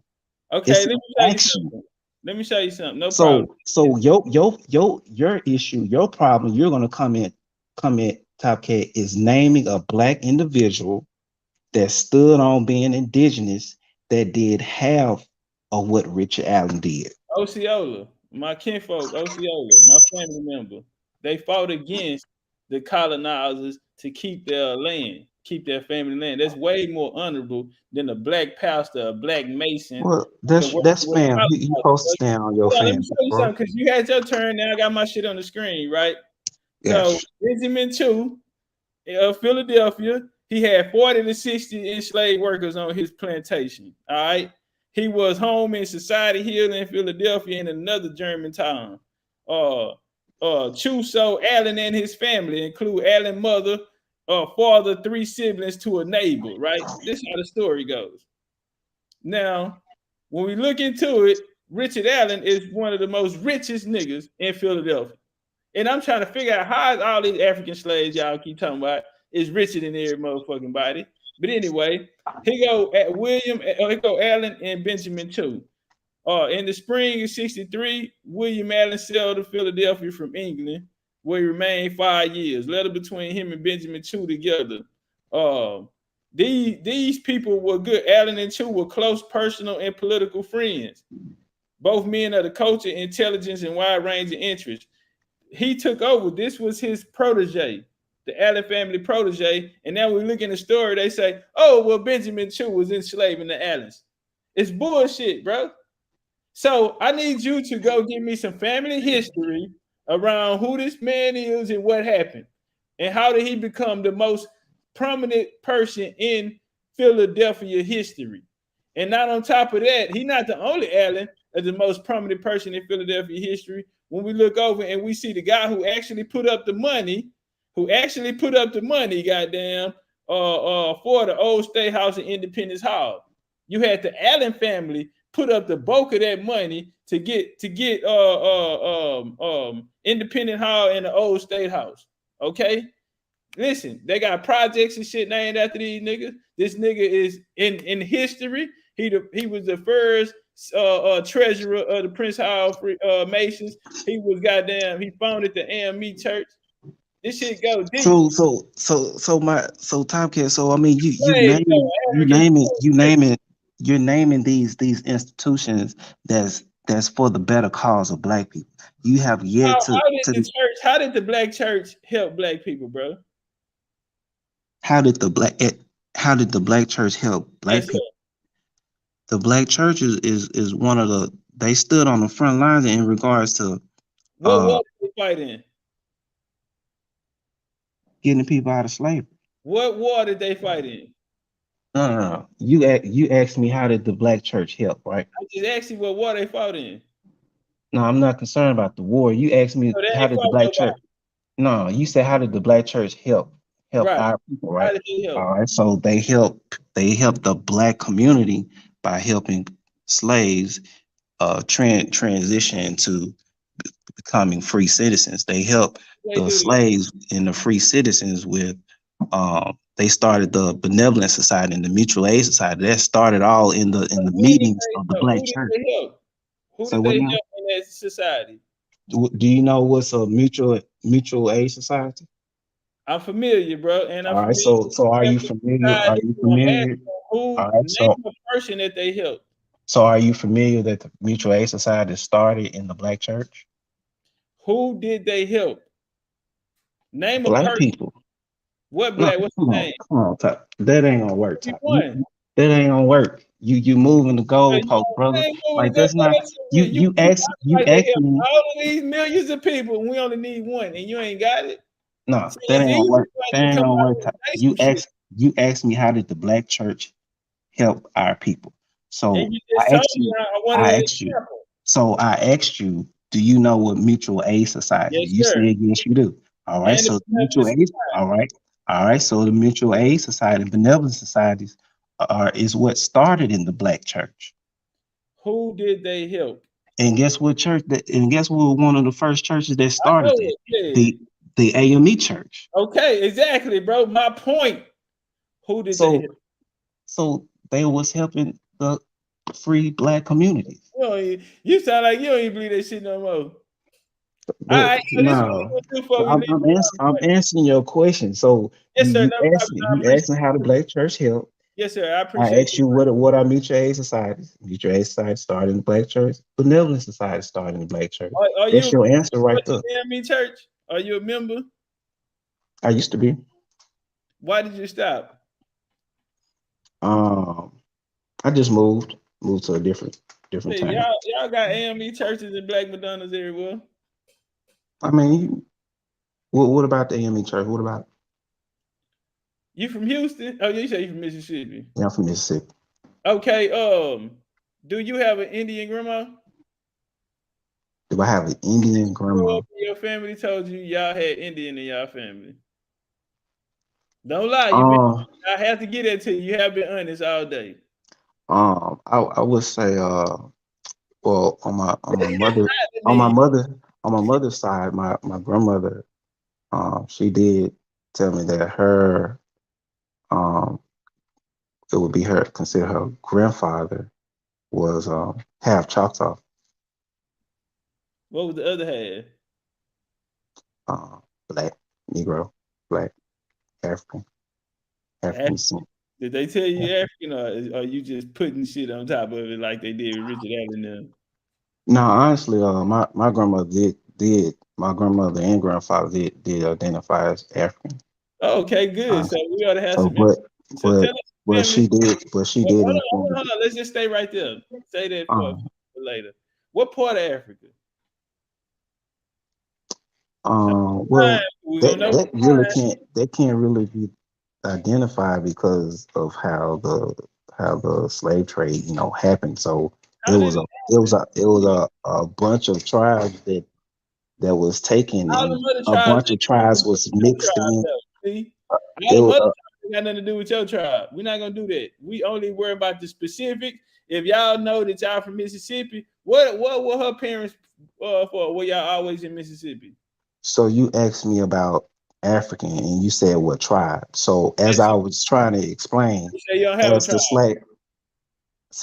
slave trade, how it happened, they got people from different tribes, and they mixed in once they got here, of course. So it's not a way.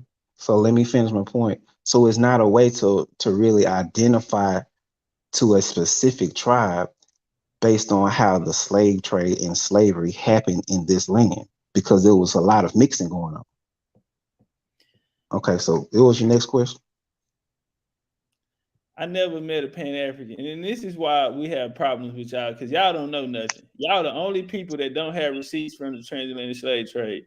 Listen, the Sephardic Jews have receipts on them going through the transatlantic slave trade. The Scottish and the Irish in Europe have receipts on them coming in the transatlantic. So are you saying that there's the Asian? Let me finish. The Asians and the people that came from Hindustan, they have receipts on them going through the slave trade. The Asians and the Filipinos coming out the Pacific, they have documentation on their enslavement. The American Indian have documentation on their enslavement. The people, the Arawakan, the Taínos, the people of Haiti, they have documentation on their enslavement. Now, you know who don't have it? It's always the African. Y'all are the only one that can't prove something happened to y'all. Y'all had the loudest mouth and the loudest claim, but we are still waiting on you guys' paperwork. Y'all don't have a tribe, y'all don't have a land, y'all don't have nothing. Everyone else on the board have their proof that they went through what they're saying they went through, and it's only the African want us to say that it was so bad that they don't remember. Well, we remember, and it look like y'all lying, and we just want some proof. That's it. All right. So when in regards to the African tribe, let's use common sense, Top Cat. You I thought the that's slave what let's I say how the slave again how slavery happened. There was a lot of mixing, there was a lot of intermarrying, there was a lot of sexing going on. So you can't really we can't in 2022 you can't pinpoint one African tribe. That's not possible, Top Cat. Let's use common sense with it. Okay, what land, what place in Africa did they come from? What country did they come from? Now, based on my family record, so my genealogy, I'm gonna be completely honest. My genealogy was actually already done before I was born. If you say I'm sorry, genealogy, I'm gonna have to ask you for names and locations. Now, if you're well, what saying shit, I'm all right. So I'm speaking. I'm just speaking in general. I'm just speaking in general. So my genealogy, all that was done before I was even born. My family had already done all that. So, and from based on what I was told and based on what I've read in regards to our genealogy and our family records, we do have several ancestors that we can trace back to Africa. So we actually were able to no problem, brother. CL, what part of Africa? Well, on the document it says Gold Coast, which is pretty much Ghana. Do y'all have a roundabout? Because it's genealogy, so we ought to be able to see when they're leaving and when they're making it here to America. So when did they leave and when did they make it to America? So on the particular for I take one. So on my paternal side, my family was able to retrieve like a bill of sale receipt. So and on that bill of sale receipt, it shows the ship, the actual ship. And that bill of sale receipt was actually retrieved from a plantation archives from Louisiana. So if you there are actually plantation archives that you can actually go to if they're still preserved and still exist. I understand. What year? So what year was this? You know you know I got you already, but what year? I'm not sure. I'm not sure what year, but I'm not sure what year. But no, we're not gonna do that because it's documentation. Hold on. You're not don't over talk me. You just because you over talking me don't mean you got something. Let me answer your question. You asked me about how does it go. Frustrated, bro. Don't do that, bro. No, I'm not frustrated. You asked me how does it go? How does the records go back to Africa? So let me explain it. You can over talk me all you want to, but when you finish over talking me, I'm still finish my point though. I got you, man. I'm gonna let you finish it. We've been respectful this whole time. We just need a date because you got a documentation, bro. Listen, so what I'm date saying, was that record that they found on that plantation in Louisiana? I don't have it on Now me you right got now. all of that, bro. Then the date ain't important. I didn't say the date. It wouldn't behoove you to look and see what date, around what time did this take place, or was you just? Come on, brother. You can't you're not proving no point, Top Cat. Like you're not proving no point, bro. Who Like has? because you asked me about a date, I didn't wake up this morning saying I was gonna be talking. I'll be talking to Top Cat at 12 p.m. today. So that ain't gonna work. You asked me about my documentation, my genealogy. I see it. So on my paternal side, my folks was able to retrieve documentation from plantation archives, and on that particular documentation, it shows a ship. So all you have to do is cross-reference and find that ship on slave voyages, and find when that ship left. Okay, what was the name of the ship? Cause you say If I had it in front of me, I can tell you. So why was you acting like we were able to cross reference this? I'm not acting like you asked me a question, so I answered it. You just said we could cross reference on slave voyages. I didn't say right. So I'm saying on you didn't say the that? receipt. I'm saying on the receipts, on the documentation, on the bill of sale receipt, it has. I remember it shows a ship name. So was it Jesus? Take that ship name. You find it on slave voyages, just like you do any other. Just like that, brother. That process may work, but we would need more evidence from you. Well, you talk like it don't. There's no documentation that exists. That, brother. So I'm just saying, can you prove no, you it? did. No, you didn't say that. No, Listen, you if did. I said it, brother, I take it back, right? Because I do want to give you the chance to present your evidence. It's just you don't have it. And so that's what's making it hard here. Because if you had the evidence, we can show it, and I can say what I want, as long as you are sourcing up. But since you're not sourcing up, you're not getting any credibility with your arguments, brother. And so if you don't know the African, you don't got a name, you ain't got a date, you ain't got a ship, you ain't got a person, you don't know what tribe they come from, and all you got is a nigga in Louisiana on the plantation, which is very interesting to me. What part of Louisiana was this plantation located in? Oh, I'm not even sure. I'm gonna have to pull it because we have all that all in a family book, man. No problem. We have time. Can you go get the book off the shelf? No, I'm not in my hometown, Mississippi right now. Yeah, I'm not in my hometown, Mississippi right now. But okay, you know, was it north, south, east, or west Louisiana? I'm not even sure. Okay, so when we deal with Louisiana slave history, the slavery in Louisiana, I don't know if you're familiar with it, but slavery in Louisiana has always been an Indian story.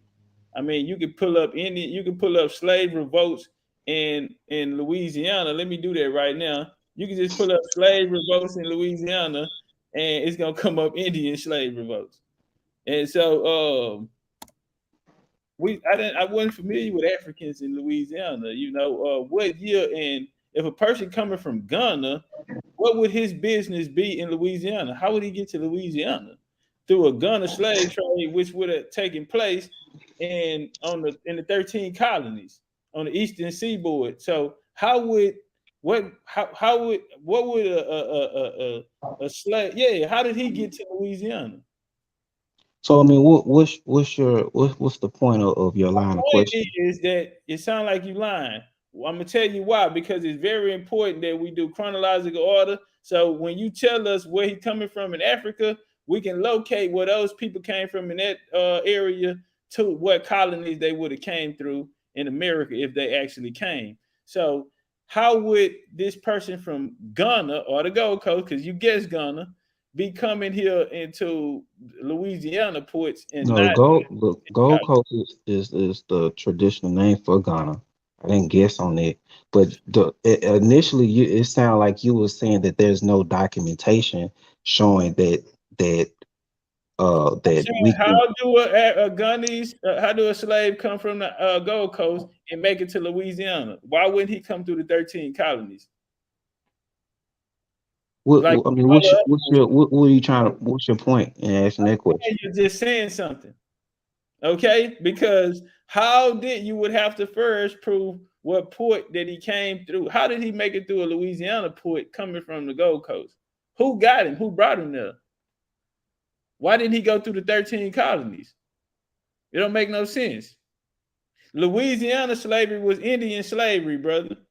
So if you got people enslaved in Louisiana, then 99.9% they were Indians.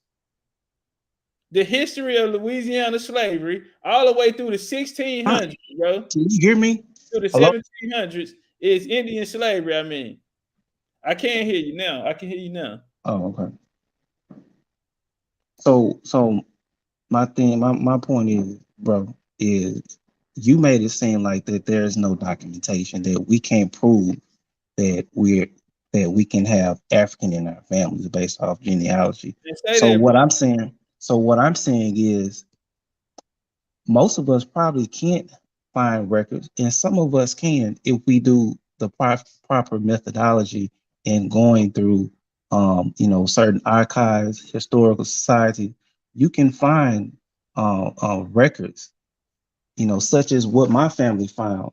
You can find records that can trace to African, and if you don't, you can always use, other sources to fill in those gaps. So it just sounds like that. It sounds like you was trying to infer that we can't have any documentation to ever, which I say you there are, can't there have are, there, it. there are some of us that can. Well, prove it, bro. What are they? We never seen a Pan African prove it. Now, when you want to get down to Indian records and all that type of shit, the Indians, we pull our shit. We never seen a Pan African be able to pull What's considered Indian records? Because so bro, are you saying signed up on the so rolls, so are you saying you're not African? Hell no, I'm not African. So do you know what a hypocrite is? I know what a hypocrite is. All right, so I recall you saying on Sonetta that your grandmother was African. So Okay. does that make you African?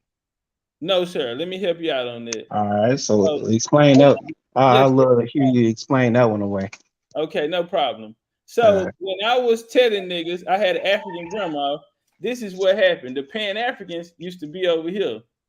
The Pan Africans, I fell out with the Abos, the Aboriginal community. So the Pan Africans was trying to get a fade with some of they quote unquote supposedly top scholars over there. And at that time we was beefing. So I told them niggas, I got African in my family. Come debate me. So if you was around and you knew the history, everybody already know what was happening and why the Abos tried to take that and spin it and say he got an African grandma. No, they knew I was bullshit and I was trying to get straight. The Africans knew, the Pan Africans knew. That's why the Pan Africans never used that. Let me point that out as well. If niggas really thought I had Africans in my family, the Pan Africans never used that. It was only the Aboriginal community, right? Because what they wanted to do was try to tell people, look at him, don't fuck with him, he African. But the Pan Africans never took it like that. Why? Because I told them what I was doing the whole time. Hello, can you hear you, bro? And so that's for the people who didn't know. And yeah, I did take it on Sinetta because at the time I went on Sinetta, it was happening. And I was trying to get my fade. At that time, the topic was the transatlantic slave trade. Did it ever happen? And that's when I introduced the Black Europeans and I killed the Pan Africans with the Black European conversation. I ended up debating them. All of that shit is documented on the channel. So was that the truth or was that were you telling, was you capping? Listen, I just told you, bro. I was trying to, since they were saying that about the Pan Africans, I told them I got an African grandma, come fight me. That's what that was about. So if your grandma is African, does that make you African? Bro? Oh, so you was capping. I wanted them, do me like that. That's what that was about. Y'all talking shit, do me like that. That's I don't remember. That's not how the conversation was going on Saturday. But we can move on. No, listen, brother. It was not a Pan African conversation. It was between me and the Aboriginal community. The Pan Africans never used that. Oh, that nigga got African grandma. They never used it. Why? Because they knew what I was doing. Everybody over here knew what I was doing, bro. You try to pick that up from a Pan African. I mean, from an Aboriginal. Oh, he's an African. No, that's what a scary nigga say when they don't want to come fight. If he is African, go fight him about it. No, I was just it was just a simple question. I just felt it was ironic. I mean, I've been on your channel a couple times. You talk about African so much, and I remember you saying that your grandmother was African. You seemed pretty genuine. You seemed pretty genuine when you was talking about it. Well, I'm trying to now you saying you can't. So it was a if you know situation. That part. Oh. You're a good actor on that thing, bro. Oh well, that ain't take too much. African, like I said, if you was around, then you would have knew. Do you know the Aboriginals? Let me ask you that. Are you familiar with Aboriginals? Okay, he dropped down. What's up with it, George? Make it turn up one time. Hey, George Macon, Biden say, George Macon would have made a video on it too. Biden say, niggas ain't getting reparations unless the Native Americans get it. Biden say niggas ain't getting reparations unless Native Americans get it. Now, McDonald say we know cat. Yeah, man, everybody, man, it's documented, bro. But I do want people to notice that the Pan-Africans never said that Top Cat got an African ground. The Pan-Africans never, and I fought them after that. But everybody knew what that was, bro. All right, my nigga left, bro. He couldn't prove an African, man. He dipped out. Oh, shit, that's a 2-for-1 of the day. If y'all rewind to the beginning of the show, we had another African brother who couldn't prove his African. You know, he came with that African shit. Man, let's just be honest, bro. Right now, I'm working on a lecture called The Transatlantic Slave Trade, bro. And to be honest, bro, everybody else, now I'm putting this together. I'm gonna put in the whole slave trade that was happening around this time of the transatlantic slave trade. I'm gonna put in what everybody that was affected by that went through that slave trade, and I'm gonna show you the records. I'm gonna show you where they're even asking those people that can come back and get citizenship. They're gonna bring them back in. All of this information is there. The only person who cannot prove what they're saying is the African. The only people who can't prove what they're saying is the African, bro. And I find that strange, man. Because what Roland Martin said, how can we prove it? Got real nervous. How can we prove it? Oh, we can prove it. Whenever it's time to bring out paperwork, the Pan-Africans say, no, we ain't doing it. Pan-Africans and Aboriginals. Pan-Africans and Aboriginals are the only people on the board saying, no. Let's not do it by paperwork. They want to do a race claim. I even got a shout out to the Freedmen on this one, man. Shout out to Camilla. They are even on Lineage. While the Aboriginals and Pan-Africans trying to make this a race claim. You copper colored. Hey, George, making a link in the chat.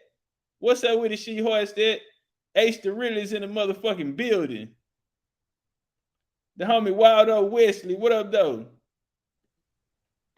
Man, we got George Macon. We got Uncle on the panel. What you got for us, man? Hey, what's going on? Can you hear me? Yeah, loud and clear. Hey, so this is my question. You know, like I told you before last year when we was having these conversations, I stay out of it because there's so much shit that I don't know. That we be just when you deal with our people, we've been taught in schools and from the time we was kids one way, and then something else come another way. Like I think it's hard for people to see some of the stuff that some of you guys teach because a lot of our people been told we come from Africa since the time they was born. And then we don't know our history. Like me, I know my mom's side of history because my mom they're from the Caribbean. But my other grandmom, she said that my grandmom told me that they was from down in Atlanta, down Georgia and Virginia and Alabama. She said they was Cherokee, but she also said that we was African. But my grandmom always said that those old school grandmom always said that we was Native Americans. But I don't know how to trace or find none of that shit. So for me, I just always went. If you need some help, George, I have a genealogy group, bro. If you need some help, bro, we'll do it. Because just think though, the way we was taught. That's why I was putting in the chat. He said Louisiana, and I was like, well, damn, what would you guys call? At least this is just me. I'm not saying that because I'm ignorant to a lot of shit. Like I know the history I was taught, but. What would be Charles Dessalines with the German Coast Rebellion? Would he be African or would he be indigenous? You say the Germans, right? The German Coast Rebellion, Charles Dessalines. 1811 and all that area. Yeah. Okay, see, right before then, like 10, 15 years before then, they had a hold on, you know what? Let me pull some up. Hold on, let me go in it. I actually have it right here. Okay. Yeah, now these were the whole time when the Germans came there, they were enslaving the Indians. So right here, all right, this the French and Natchez Indians right here. They was looking for land and Natchez come. Okay, this when they killed him. Them Indians killed him. This was on November 28th. A large party came and they killed him. But yeah, they enslaved the Indians off of there. He go to German coast of the region, Louisiana. Large population of Germans settled there. Right here, he go the story of the Germans settled in New Orleans. He go the story of when they the Indian rebellions there. But all of those were Indian lands. Those wars with the Germans had been with the Indians on the land. So right here, it's gonna show where the natives opened fire on them and immediately beginning the battle, which they killed them. The Germans that came there enslaved, took over their land. I guess the confusion for me is, I think the confusion come with me is because, like I said, I was told by my family that we were Native Americans, but we actually but my grandma said that we was African too, right? When I guess the confusion for me was when did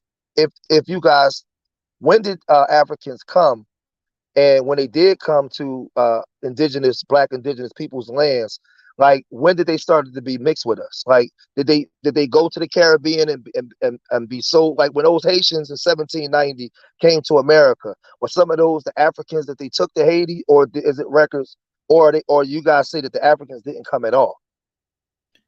When those far as the situation in Haiti, hold on, let me pull this up. Right. We gotta understand a lot of at that time that was taking place, Europe was kicking a lot of Black people out. So we'll just use Columbus and them because they first went to Haiti. Right. When they left out, they were Morenos. Yeah, I got that part. I understand that part. So what we gotta understand is these were Black people that left out of Europe and went there. The Morenos was Black. I think anybody in here. They got kicked out after the fall was 1492, right? A lot of them got kicked out and they came and they went to Haiti. Okay. Now these were Jews. These were crypto Jews, Moriscos. Now you got the Noricos that came in Haiti. The Noricos came in Haiti. These are the Black codes in Haiti, same ones in Louisiana. This was 1685, and they kicked out the Black Jews out of there. So what I want to say now, these relationships, as far as them, even the French, the people that were the French that was going into Haiti, along with the Jews that came there, along with the indigenous population, all of these people were melanated. The Pan-African come right over the story and make everybody an African.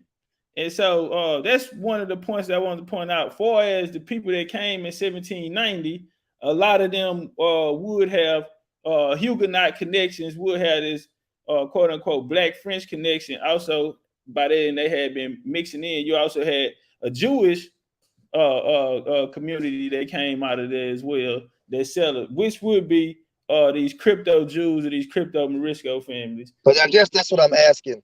When they started to come over, these people were mulatto, African, and Spanish descent, right?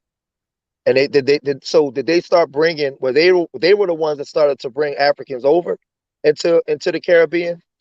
Well, see, we gotta understand when you're dealing with the French, you don't see the French really with an African slave trade. Okay. While Louisiana didn't have African slaves, that's why they had a large population of Indian slavery there. Okay.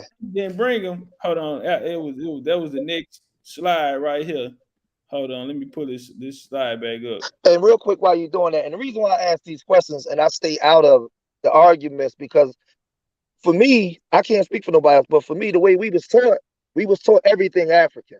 So when I see brothers like you and other brothers that I know that's not on YouTube that talk this way, I don't like to argue points. I want to know where it's coming from. Because I heard my grandma say it, but I never seen anything put on paper to challenge the Pan-African way of thinking. This is new to me. So that's why I hate when we do have these conversations, we start beating up on each other, because the people that really want to get this information, we lose. Right. No, I agree with that. Because I'm not sitting here like I don't know too much. I can give you a whole history on the Pan-African part, but when it comes to this part, I don't know this shit. Right. Now it's all good. So what I like to do, make it easy, man, is set up the ports. So Right. they're gonna come from the Mississippi company, John Law and them. They're gonna set up in Biloxi, then they're gonna move over to New Orleans after the flood. That's how they got to Louisiana. But it was Indian slavery. Then we're gonna see the Germans come in, like you say. Then later, after the Spanish can't come in after 1763, when the French loses the war to the British. So now the British is trying to make their way in. We'll see 1803 that lead up to the Louisiana Purchase. But in that time period, that short time period before 1812, when it became in the Union, what was taking place? Not the Union, became under the United States. What we got to understand is they had that Spanish connection there. So history tells us that the Spanish brought the slaves, Africans, to Louisiana in this small window. The end of the 1700s up until 1812, that history is telling us that this is the time period that the African slaves come in. Right. When the Spanish come. So who did the Portuguese bring then? Or was that false? Portuguese didn't come here. A lot of them, they went to South America, right?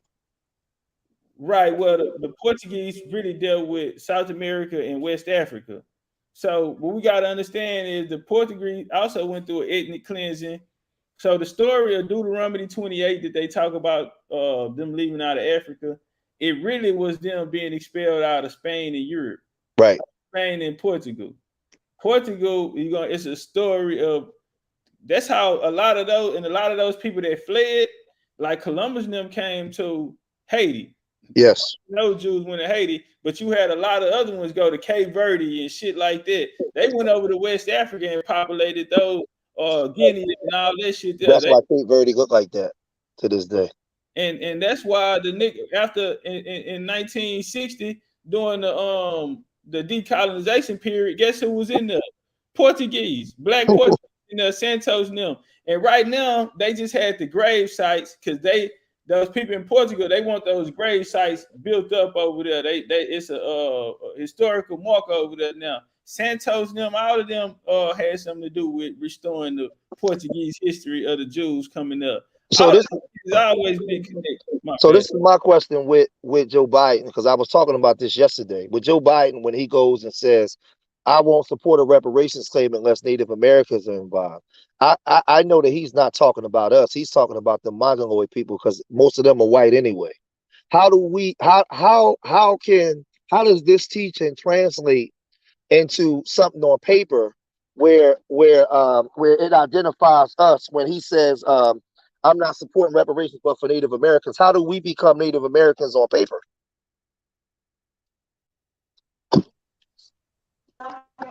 Hey, Christopher, you want to love y'all?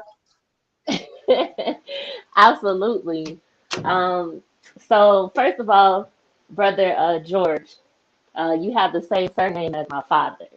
So searching my father's lineage, I tied him back to Alabama and Georgia. Now you got to look at whatever historical records you can find through genealogy, the census records, land records. Where were they and what was going on in that particular area? That's how you build your claim. So I'm still searching for that side to complete that side of the tree, because his father passed away. So, I mean, not passed away. He didn't know who his father was, but he carried his mother's surname. So his mother left Alabama because of Jim Crow and moved up north. Why did they leave? Because they was killing niggas down there. Now, she always told us that we didn't come from Africa. So if we didn't come from Africa, then where the hell did we come from?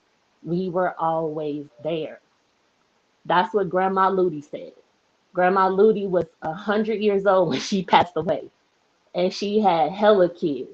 and they spread out all over the place because of what was going on in the South during Reconstruction period. So that's the connection that we have to the South. We were always there. Look at Macon County, Alabama. They lied and said that county was named after Nathaniel Macon. I have a record showing that that county was named Macon County after the so-called Negroes that lived in Macon County with the last name Macon. And there's burial sites that predate Nathaniel Macon in Macon County.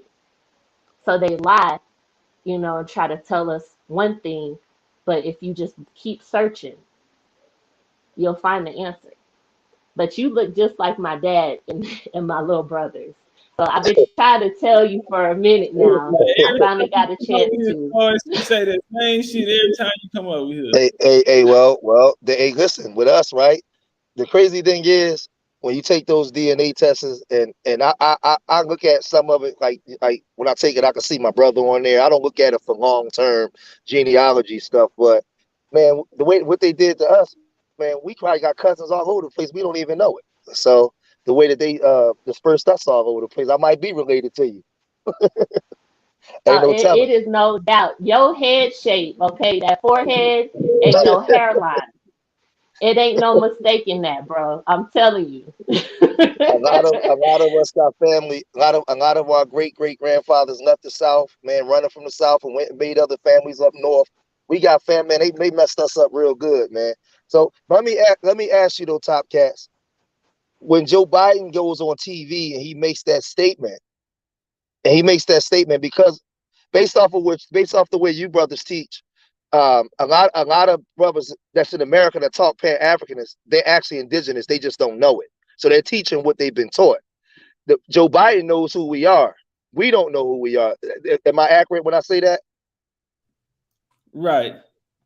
So when he makes the statement, well, I'm not giving nothing to unless Native Americans involved. What did that mean for you? What did you get from that? Man, I'm gonna be honest. For me, not saying it's true, but my opinion, what I felt when he says it was because you're dealing with a lot of these Native American tribes, they are ran by the U.S.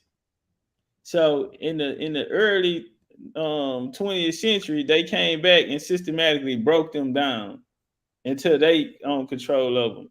The tribes don't handle their own matter. The civil Supreme Court handle their matters. All this shit gotta go to Supreme Court. It's a trick bag either way, but these since we are the real indigenous people, they use these Native American governments. That's why these ones that was created was actually created by mixed races. That's something that we teach about over here. Is show how the mixed races form these governments, which were used to be buffers and used to govern over us. So like the Cherokees and these different tribes, these weren't real tribes and these weren't the names of our people, but these are the governmental entities that was created to govern over our people. So that's how I take it. But it might not be true because he didn't edify what he was saying, but that's how I take it. So for me, the way I look at America is a system of capitalism. And America's corrupt. They don't deal in morals.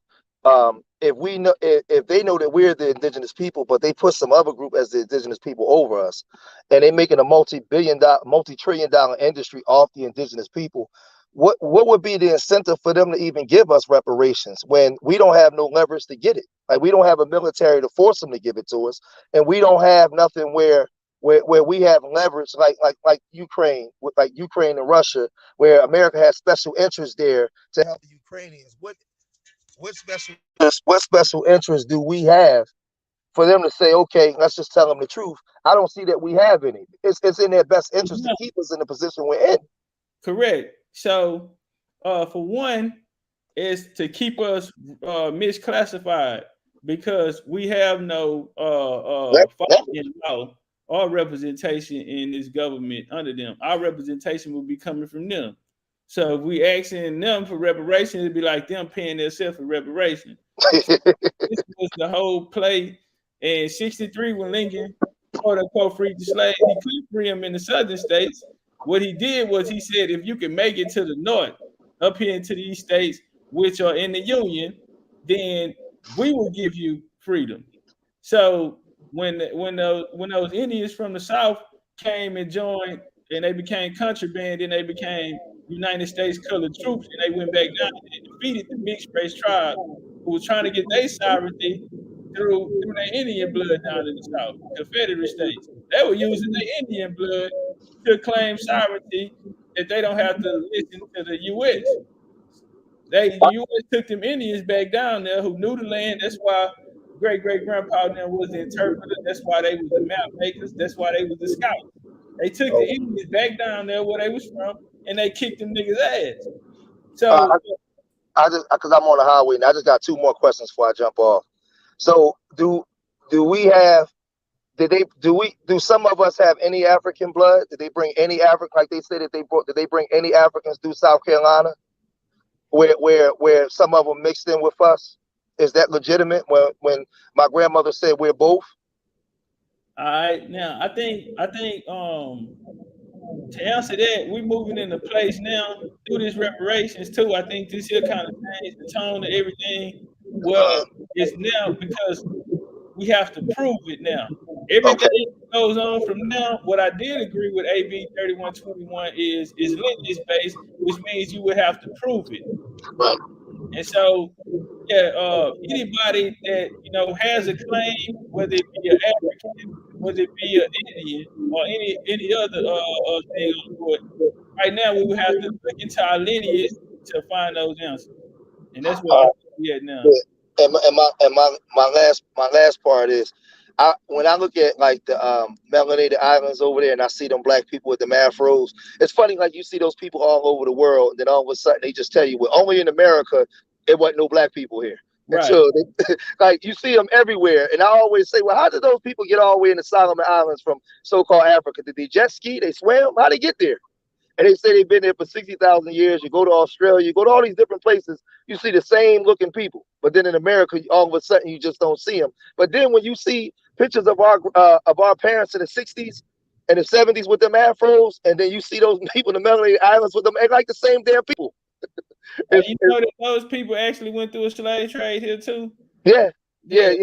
I was doing I was looking at all that. See, what happened was I started looking at all that stuff up because, like I said, when we was growing up, they gave us a study diet of Pan-Africanism. So I could only teach what I knew. So when brothers start coming in with this stuff, I didn't know what this stuff was, but I'm the type of dude, I'm not gonna start a war because you're teaching something. If I don't understand, I want to know. I'm gonna ask 1,000 questions so I can go look it up. And I used to come into the spaces and everybody gang war. And I'm like, oh man, let me get out because I can't learn. So I feel like we ain't getting no reparations, man. I feel like we should get it, but we're not going to get it, in my opinion, until as a group, until we got some type of leverage where we can either force their hand military wise, or we have some allies or some type of resources that they can benefit from, where they would give it to they would actually give it to us because they would benefit from something that we got. Okay, now watch this here. Now with you saying that, look at where we at now. Right now, Africa is about to be the next big thing. They're building Africa up. Wakanda said he talked about it a lot. James Smiles, Jabari over there preaching about it. These Pan-Africans, they gave Jabari a house out there. He a real big. Do you know we found Jabari ancestry in Guinea Gym? We always talk about. Do you know he from Scotland and he went there and colonized them? They got a whole book on it. His family, Jabari family, wrote the book, and he says that, and he tells that the nigga from Scotland. The story Jabari telling us only been around 20 years, and they first heard that 20 years ago at a family reunion. Let me ask, do you think that a lot of our people, do you think that he know that story though? Because he brought the book up, but he didn't open it. Gotcha. And we got the book. It's on the first page to tell the nigga European. And Jabari gonna actually debate me about is Pan-African European. Jabari, yeah.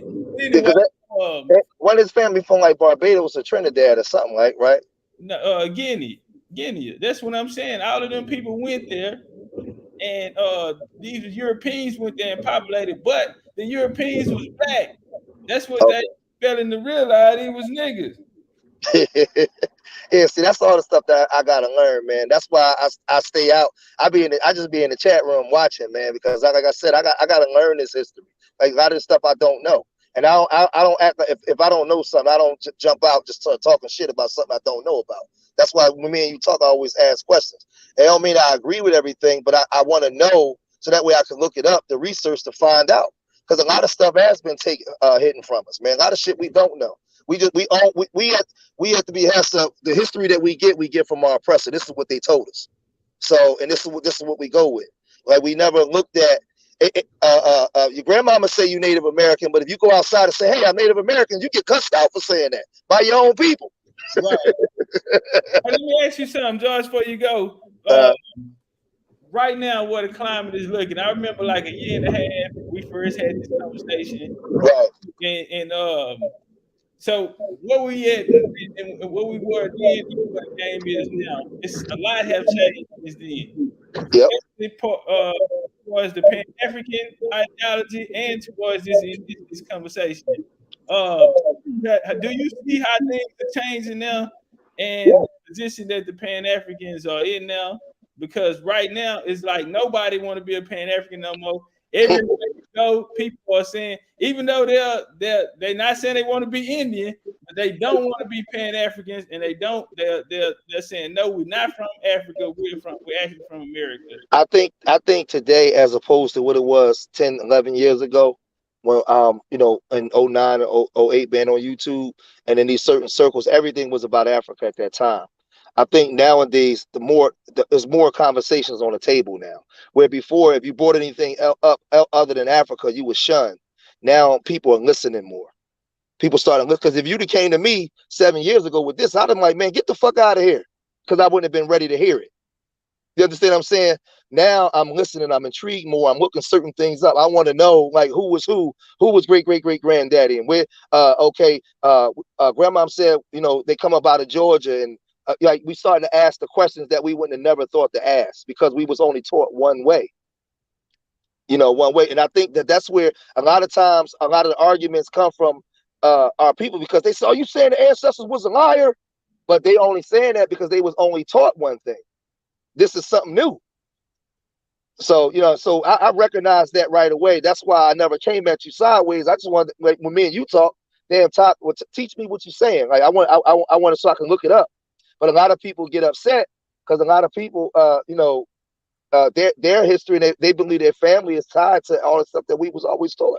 Especially coming here in Philadelphia, man. You got the first AME Church, Absalom Jones, Richard Allen. You got so much history here where they talk about Africa stuff. Is nothing really about the Native American stuff. Well, it's here, but you don't know it. Like when you see the Lenape stuff here, most black people don't even know what that stuff is. They only know like the AME stuff and the black stuff. They don't know what they don't know Pennsylvania was called Penns Woods, and the natives that was here, and all the kind of different groups that was here. They don't know nothing about. Black people don't know nothing about that. So when you come going against the African stuff, they're going to get mad.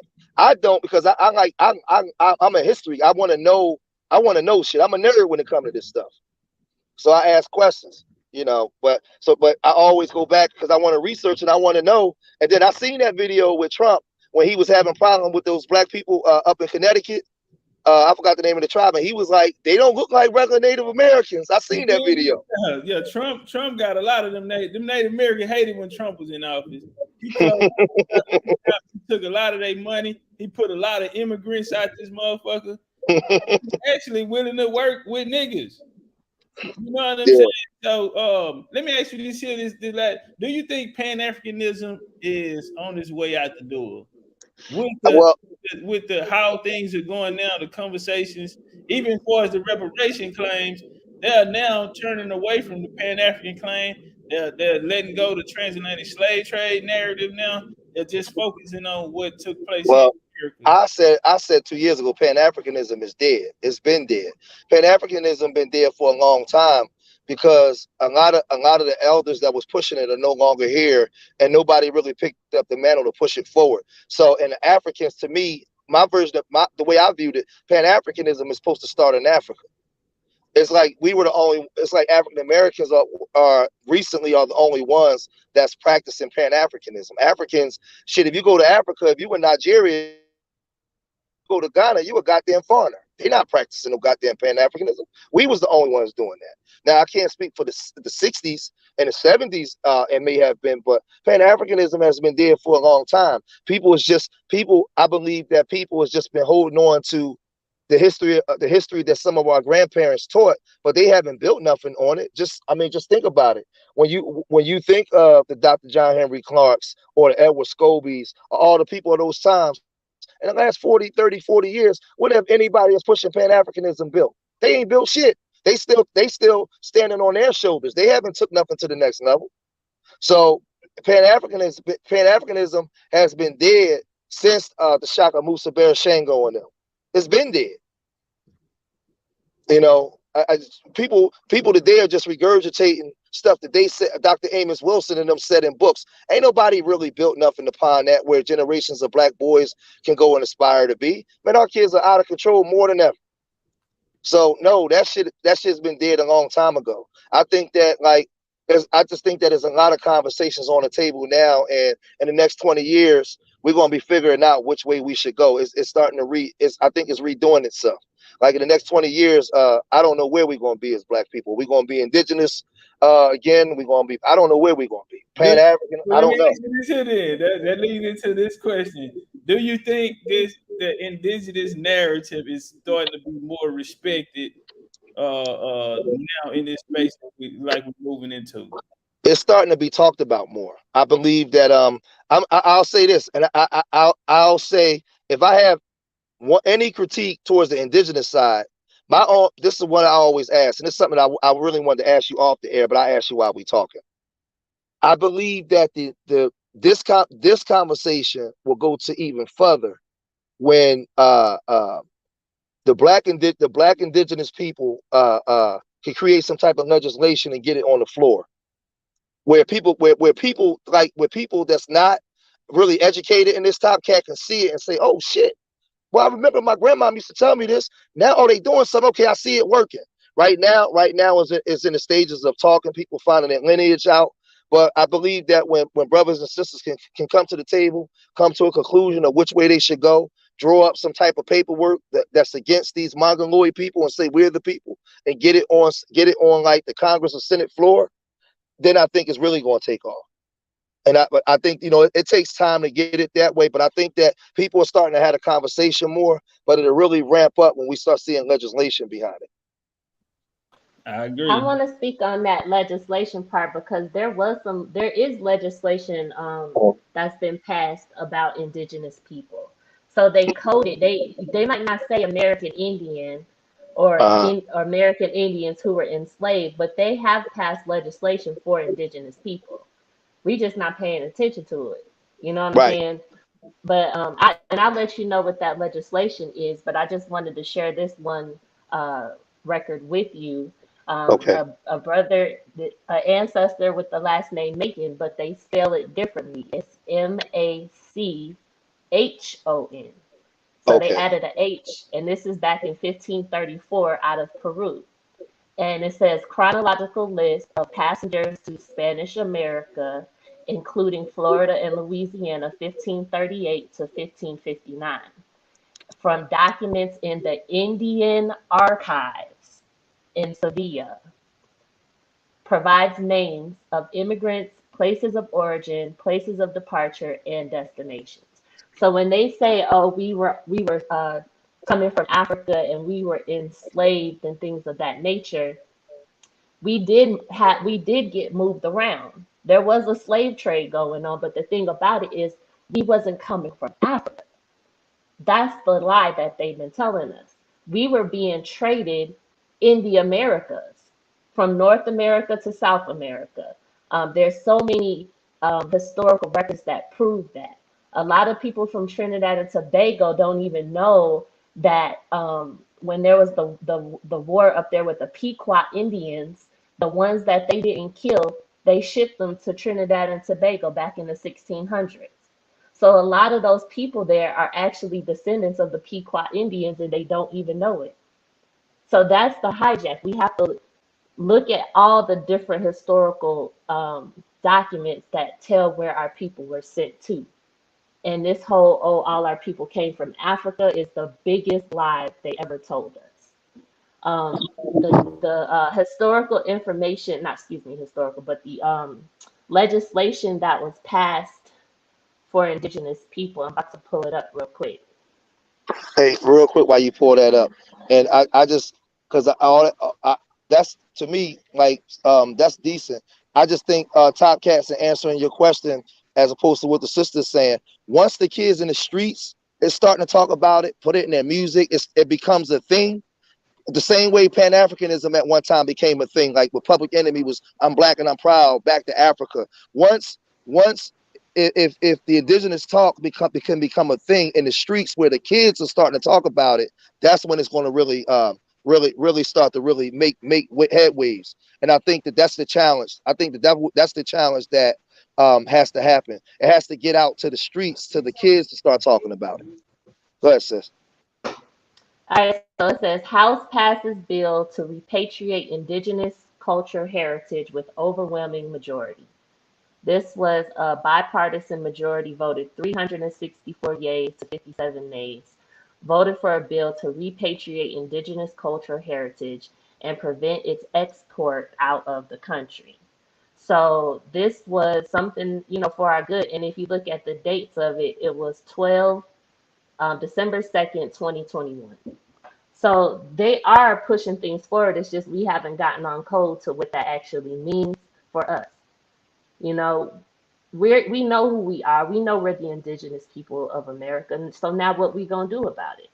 But we get too focused on what these ignorant people who don't know their lineage, who don't really have any scholarship, and they're trying to move stuff forward. And it's like they keep hitting a brick wall because they don't know history. They don't know who they are, and they don't know economics. Like I was talking to somebody about this whole $300,000 thing. California already said number one, they don't have it. Number two, if they did give Real every quick, real so-called quick, black real person, quick. Talkhead, I'm gonna jump off because I'm in the store and it's loud. I'm gonna listen in from now on. But thanks for answering my questions. Well, sis, what's your name, sis? my name is Tamika. I Oh, think I followed you on Facebook. If you check on Facebook, you'll see where I've messaged okay. you Yeah, on there. thank you, Tamika and Topcast for answering my questions. I'll have more. Like I said, I don't come on and act like I know everything because a lot of stuff I don't know. So I come to ask questions. And so thank you for being patient with me. I'm gonna jump off. I appreciate you. It's a pleasure. Appreciate you, T. Chris. You can go and close us out. We're gonna go. We've been here for a while. I didn't miss my barber appointment. It's getting too late in the day. Let me see if I can go get cute on y'all ass. But go and close us out. You still gonna be ugly. Anyway. I'm just joking with you. But yeah, I mean, I think that we have some wins. I really do. Trying to convince these people who really have no scholarship, who don't want to read, who don't want to dig deeper. I really feel like at this point, we just be wasting our time. It's fun to debate. Don't get me wrong. I love a nice debate, but we have a lot of people who are aware. You know what I'm saying? So we just got to work with those who are aware and do what we got to do to better ourselves and our family. Now, if it comes to, getting a bag, then we're going to have some strategic folks who know about economics talking about that, you know? So I don't know. What's your last words? I was just gonna tell everybody. I think I said enough. Goddamn. Oh, I do want to say this here, man. We do have the making of the Cherokee course coming up. It's a 3-part course, 3 class. It'll be 3 classes. That will be at April the don't get me lying. I think it's the 26th, April 26th. We're gonna start April 26th. So yeah, y'all make sure y'all get over there, tap into that. You can the link on BCU. Goddamn, if you're a member over there, then you ain't got to worry about it. But yeah, the making of a Cherokee, we're gonna do the course, and then we got the transatlantic slave trade coming up. Lecture coming up. It should be ready by Friday. Goddamn. But that's all I got for them. And bring back the little game that we had played for your Oh yeah, birthday. yeah. That We're was gonna fun. play it after the after we do the lecture. We're gonna come back and do that game because it's gonna have some of the lecture questions in there. Yeah, that was dope. Switching it up, it's always, a plus to have some new things and some fun and everybody getting together laughing and, just lighten up the mood a little bit. So, all right, y'all. Thanks for having me on. Cause I appreciate it, and peace and love to everybody in the chat. And hopefully George Macon comes over to BCU and helps get this genealogy figured out because I honestly feel like he got the missing link to Grandma Ludi's story. I'm pretty sure if he asks his elders, they'll give him the information on that Macon lineage out of Macon County. So, all right, y'all. Peace and love. All right. Peace. Man, appreciate everybody pulling up. Shout out to the homie Kurt Mayo, goddamn, just stepped in the building. Hey, man, y'all be cool like y'all be cool. We'll come back this week, man. If I can finish that lecture before Friday, we're going to do it before then because, to be honest, that bitch is supposed to be ready tonight. George Macon say, man, he says it's heating up. A lot of the conversations coming out. Pan-Africanism is dying, but in order for us to take that next step, a lot of people might need to hear from a legal perspective. So, and I agree with that. And that's actually what we just talked about last time we was in here. And I feel like that's the direction that we are moving in. But we do want to go in that bitch and handle and get a conversation on government to government is misclassification. Speaking of them hoes in the black status or this status right here, that ain't gonna cut it. We need to really turn it up, and we need to be talking in the language of these treaties, goddamn, and as the people of these treaties, so we can keep it government to government as they stated in the Constitution. He also said that we're gonna need some goddamn tunes and some people to get out here and rap about it and tell this story in these goddamn verses, goddamn. Shout out to the homie Crowd Lee, man. Whole lot of Texas shit going on. Yeah. Man, y'all be cool like y'all be cool, man. Go take this energy to the world, man. Stay strong, stay powerful, man. The BCU way. My eyes low. When you move like God, the time slow. I came back for the blacks and John Doe's. Crack open them land patents, let go of them townhomes. What's a native to a native? Eat $5 though. Hey, appreciate all the love in the goddamn cash out, man. I love y'all too. Sending prayers up, he texting back on vacation. Yeah. God's children. Give all your praise to Jesus, but how God feeling? He say put no one before him in divine image. It's you with God and Christians. I got a vision, but niggas ain't gotta listen, so they don't. We came from the soil, wasn't fucking with no boats. Bible took our spirit, English plotted on our homes. Tribal families turn on us, don't act like y'all don't know. Hey, I be banging this hoe in my truck. We was something turned to nothing. And now we nothing's turned to something. Reincarnation of ancients, fresh up out the oven. Shout out to the homie Kyle, goddamn. Message to the black man. Yeah. This the message to the black man. This the message to the black man. This the message to the black man. Shooters on my roof, lawyers in the coop. We can never die, bitch, we bulletproof.